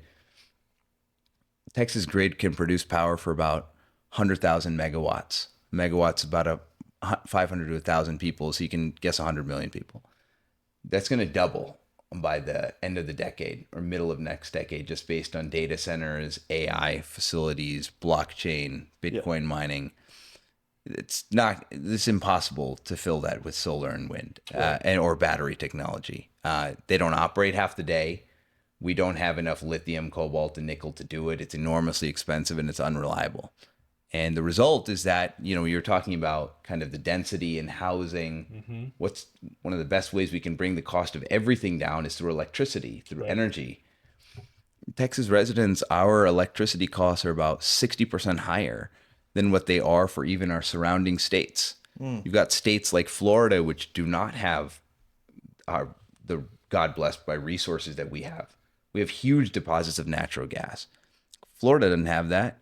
They have way cheaper electricity rates than we do because they didn't embark on these idiotic policies that Republicans and Democrats in our state pushed. So there's a lot to fix, and we can, there's a lot to cut. So how many more nuclear plants can we build? I'm a big nuclear. Can I get one in my backyard? Yeah, I'm a big nuclear power fan. Yeah, I would like to see so many nuclear projects develop over the course, in Texas to increase power. Like, what is the appetite for that? What's the feasibility or something like that? Well, there was actually a bill that passed in the House, HB 14, to create like a kind of a nuclear czar in the governor's office that will help. That sounds like a Superman villain. I'm going to be honest with Yeah. you. The nuclear czar. He's got it's like a big head. No, there was Atomic Man. Wasn't that one of the Yeah. guys or something like that in Superman 4? Yeah, to kind of look at how we can cut and streamline regulation, but this really comes down to the Nuclear Regulatory Commission has been the bottleneck for years. Until the last couple of years, there had not been a new nuclear power plant built in the United States in 40 years, and the last one was just recently built in, I believe it was in Georgia or South Carolina. They're starting to convert some mothballed facilities to try to turn them back on. But, we've got 4 reactors that provide about 8 to 10% of the power. If you just built 40, we'd never have another blackout ever in this state. Oh my gosh. And we'd And be it's able so to fully, clean. it's clean. Only byproduct is water. There's a concern about waste. Admittedly, it's radioactive. That waste becomes less radioactive over time. It can be recycled. In France, they recycle it.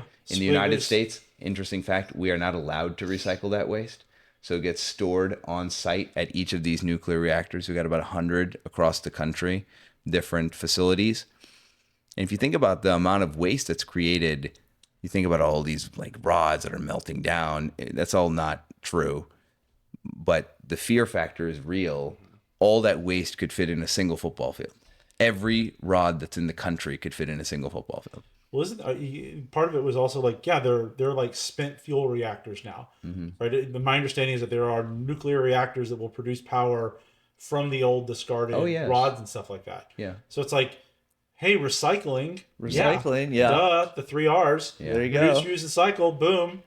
And it's not just that. There are new technologies. China is actually, they've We mandated them to implemented China.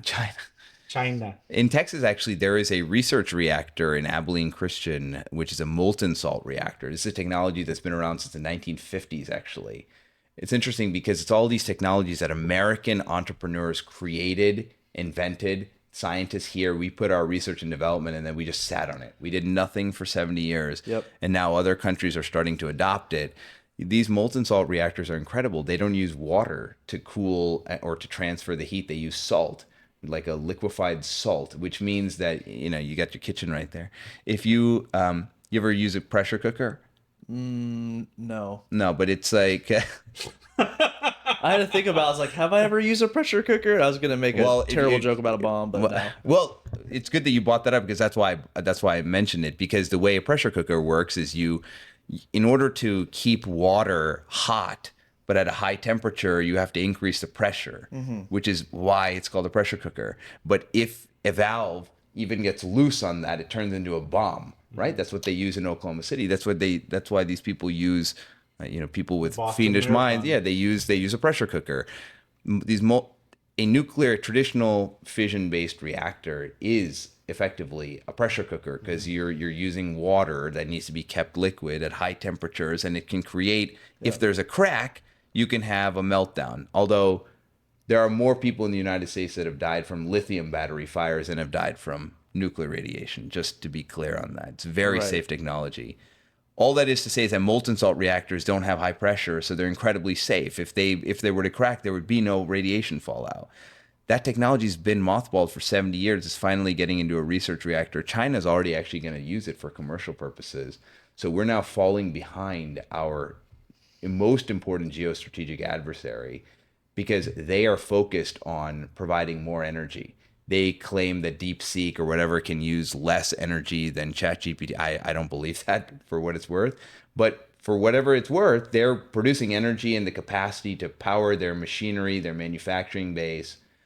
And it doesn't matter how many tariffs we put. If we don't provide cheap energy and electricity for manufacturers, for data scientists, for artificial intelligence, for computers, aluminum, for everything, Yeah. all of it is based on energy. Just look what happened this week in Spain and Portugal. Yep. They lost power. And what have they been doing for the last 10 years? They've been converting to entirely solar and wind. There was actually a date last week where they reached 100% power from solar and wind, and literally 3 days later, their grid turned off because they had some converter issue.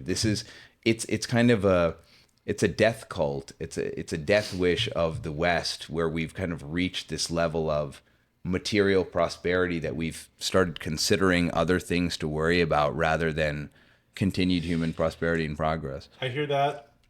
I blame Captain Planet.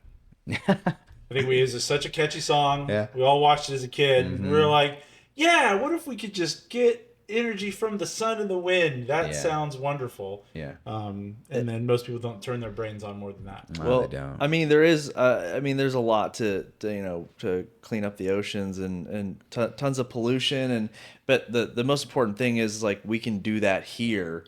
We can do it better than most countries. Oh, yeah. And like all the offshore. I mean, this happens in here where we don't want to make more chemicals here. We'll make them. We'll just have. They'll still be on our shelves, but we won't make them here. It's like, okay, they're making them overseas, and they have absolutely 100%. zero regulations on it.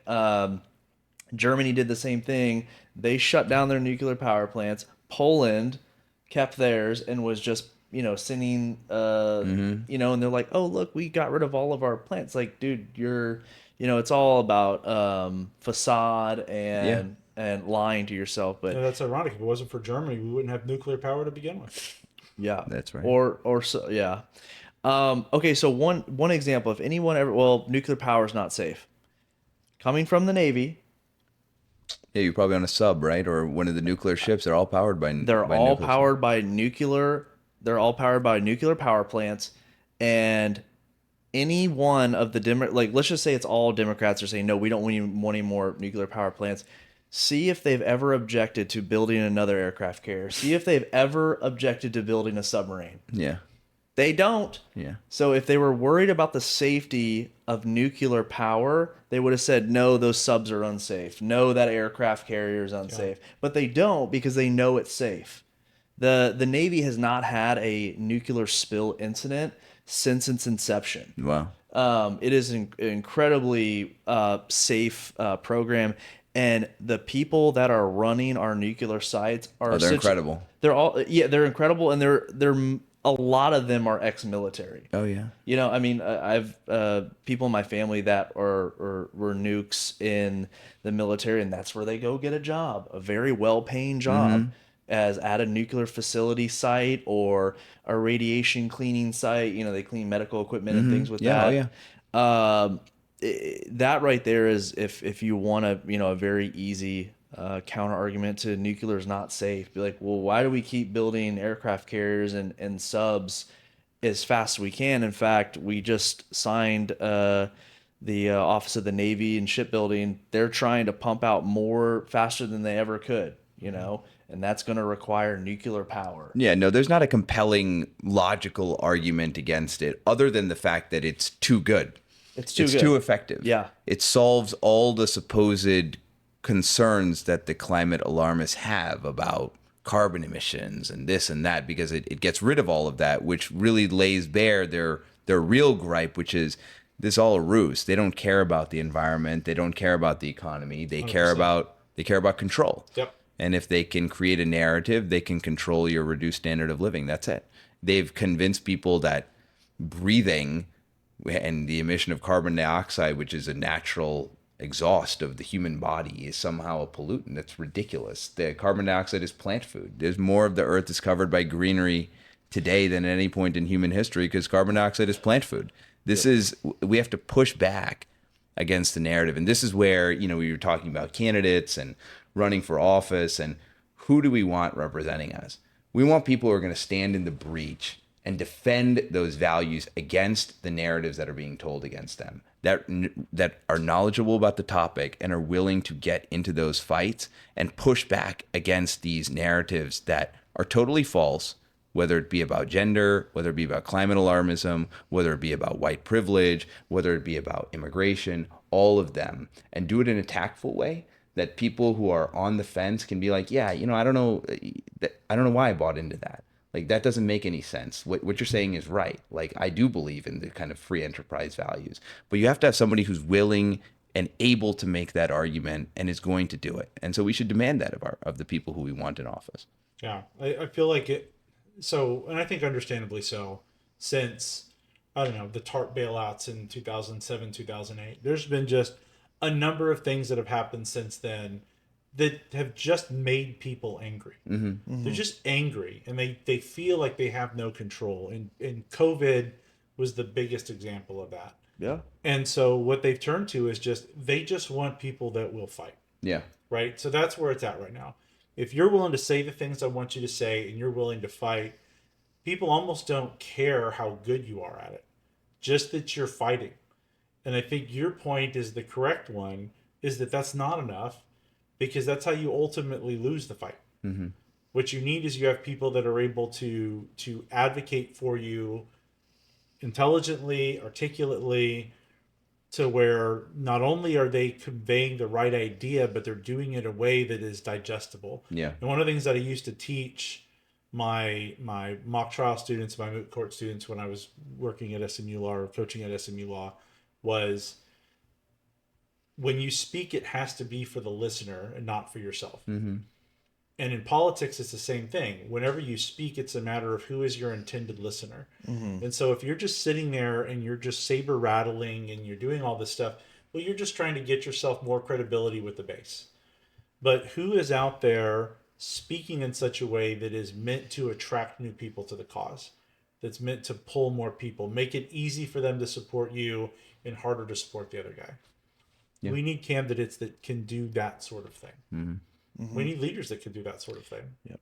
and then it's upon us to also not take advantage and take words out of context or jump on them.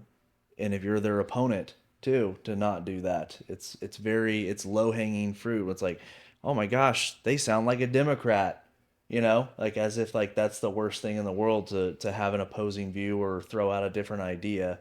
It goes back to the circle firing squad where it's like people are afraid to even come up with a new idea. Well, it's just like talking about energy policy, and I think that you've done a great job of articulating today that it feels good. It does feel good to say you're pro wind, you're pro solar. These are clean, natural, abundant, no all that sort of stuff, right? It feels good to support that until you're actually provided with the facts and information. It's like, well, it's way more expensive unless taxpayers, are subsidizing it, and it does create a lot of waste. It's just stuff that you don't think about. That's right. And I wish we had more of that on the energy policy front. And so I wanted, you talked about there being a number of things that need to be changed. There's been a lot of bad deals.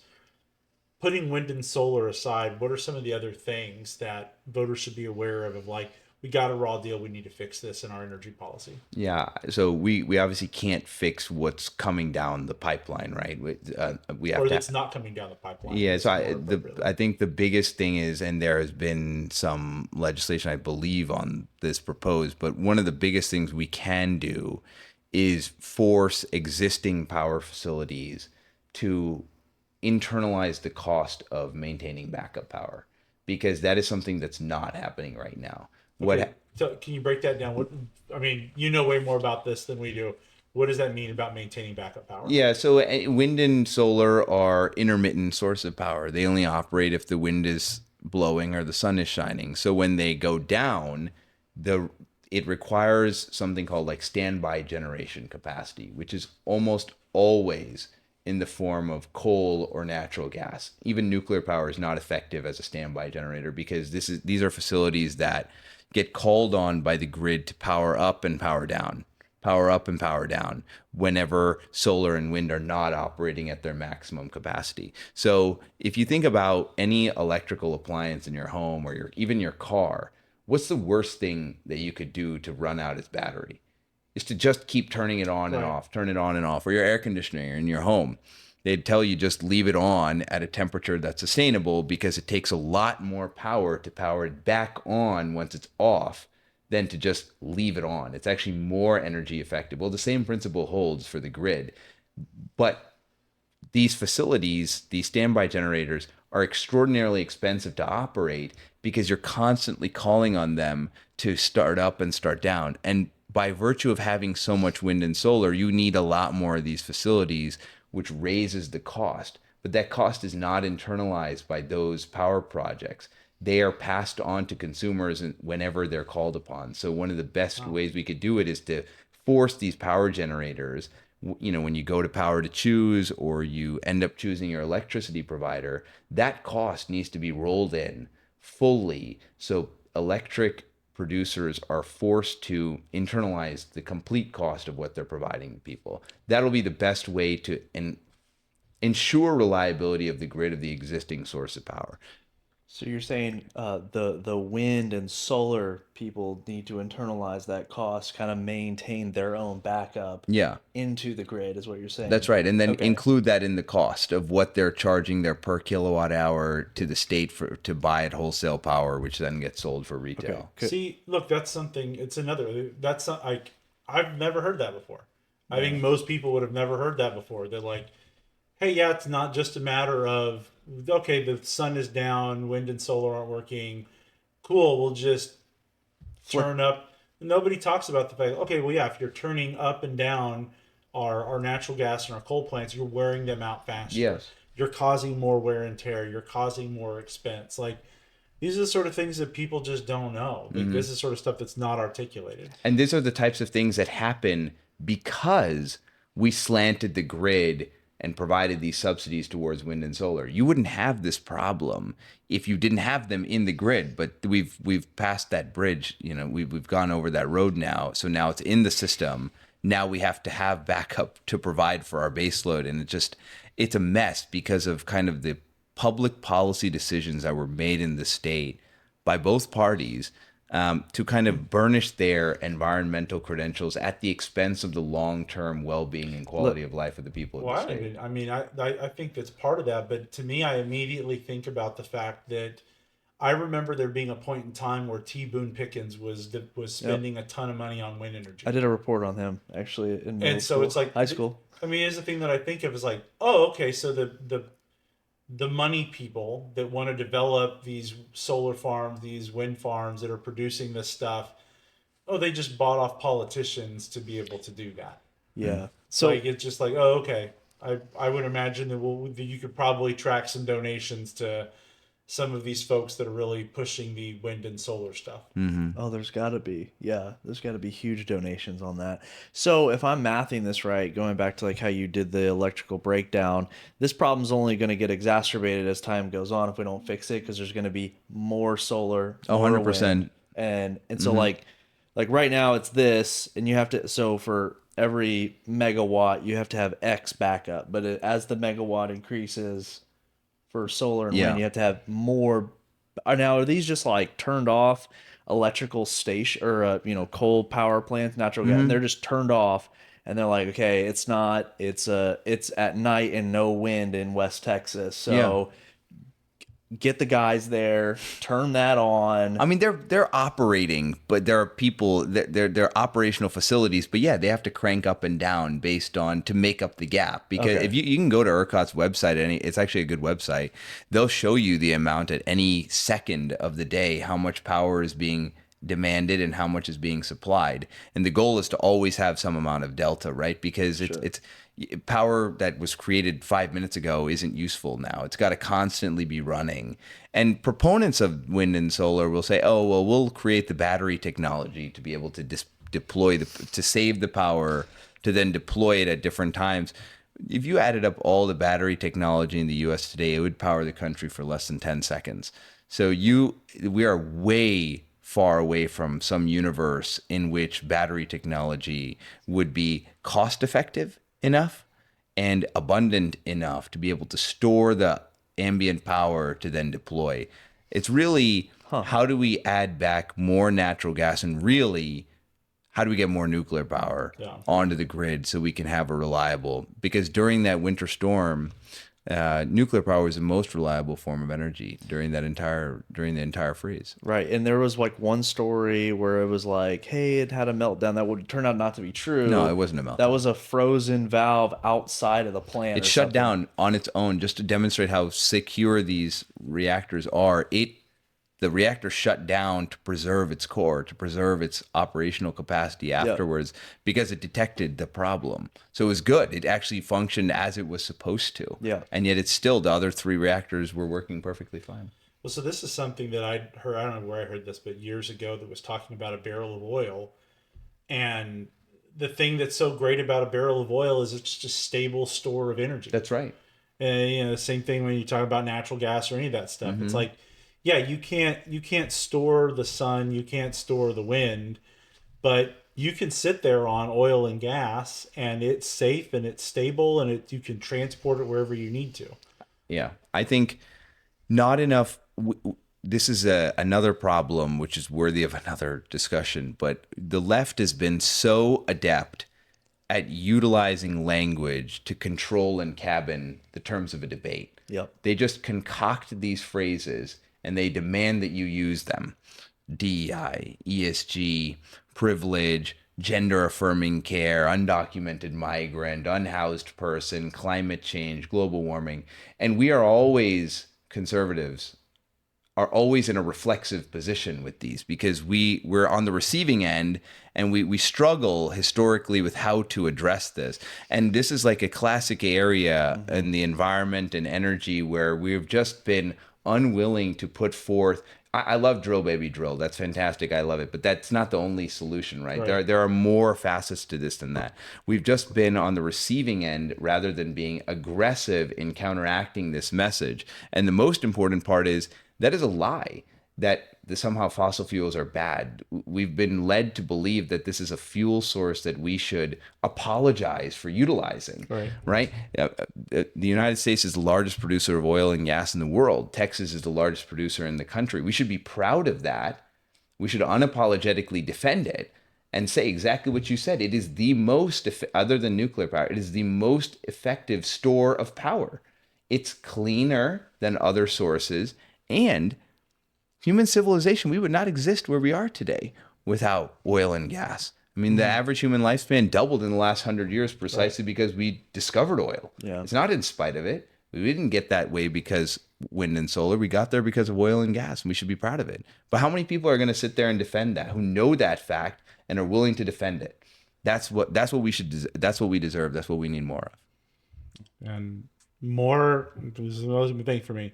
More nuclear plants, because part of it for me is like, I would like. How wonderful would it be if Americans became like, again, we are the Detroit of nuclear power, right? I mean, we can make plants, we can make so many different types of plants, we can help you maintain them, and now all of a sudden you have American energy companies all over the world building nuclear plants, providing people with reliable power and all that sort of stuff. Yeah.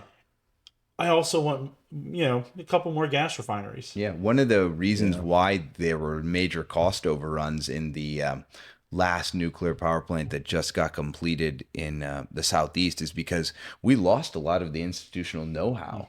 Like Westinghouse and these major companies, they just dissipated over years because they weren't using that muscle function anymore. And so it cost a lot of money to kind of retrain, get the facilities up and running. We never should have lost it in the first place. Yeah. That goes back to the tariffs. People will talk about how like free trade is good and this and that, and I'm a fair trade advocate, but to what extent? You lose, so many generations go by, you lose the know-how. Sure, you have a blueprint on a file. That doesn't mean you know how to do it, right? People want to start bringing the manufacturing back to America. This is going to take time, and there's going to be a little bit of pain involved in that. But you're going to have to bring people out of retirement to, hey, come show us how to do this. Jocko Wilking has a great example. He wanted to build boots in America and jeans. He had to go find these machines that were dustballed in abandoned warehouses. And he's like, okay, cool, I got the machines, now what? He had to go find old timers that were retired that worked there to bring them back out of retirement. Hey, show us how to do this. We know we can read the instructions, but how do we do this? We're going to need to do that with nuclear power plants. And you just go kind of on down the line of, losing the knowledge and apprenticeship and everything like that goes with it is very negative to the United States, because we're not going to be able to do that, go around the world and build other things for other people, because we don't know how to build it ourselves. Yeah, I mean, like our capacity to produce things. I mean, people, I think, overlook how important that was in World War II to making us not only the victors, Right. but also the dominant industry, the dominant economy post-war. Living the spoils. We can make some stuff, and we can make a lot of it, and it's of decent quality. Maybe not always the highest quality when you're mass producing, but we can make some good stuff. But well, hey, look, want to be respectful of your time, the time of our audience. We could keep doing this for hours. I thoroughly enjoyed having you on the show, fantastic. having our conversation, Absolutely. especially the fact, and I just want to reinforce, like, there were plenty of times here where we had disagreements amongst the three of us on different ideas.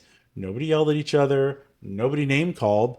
We just, hey, there's more than one way to skin a cat. There's more than one perspective to a globe, and we're trying to figure out the best way to do things. So thank you so much for the respectful of the intelligent exchange of information. I appreciate it. Thank you guys for having me anytime. Yeah, no, we'll definitely need to have you on again. Kyle, do you have anything you wanted to close with? Any of your Kyle's current events or anything you wanted to pop with? No, we hit so many great topics. I'm gonna close with, guys, please like, subscribe, and share this. Message it to a friend or family member that you think would get a kick out of it. And looking forward for you to hear the next episode. Yep. Thanks for joining us. We'll see you next time.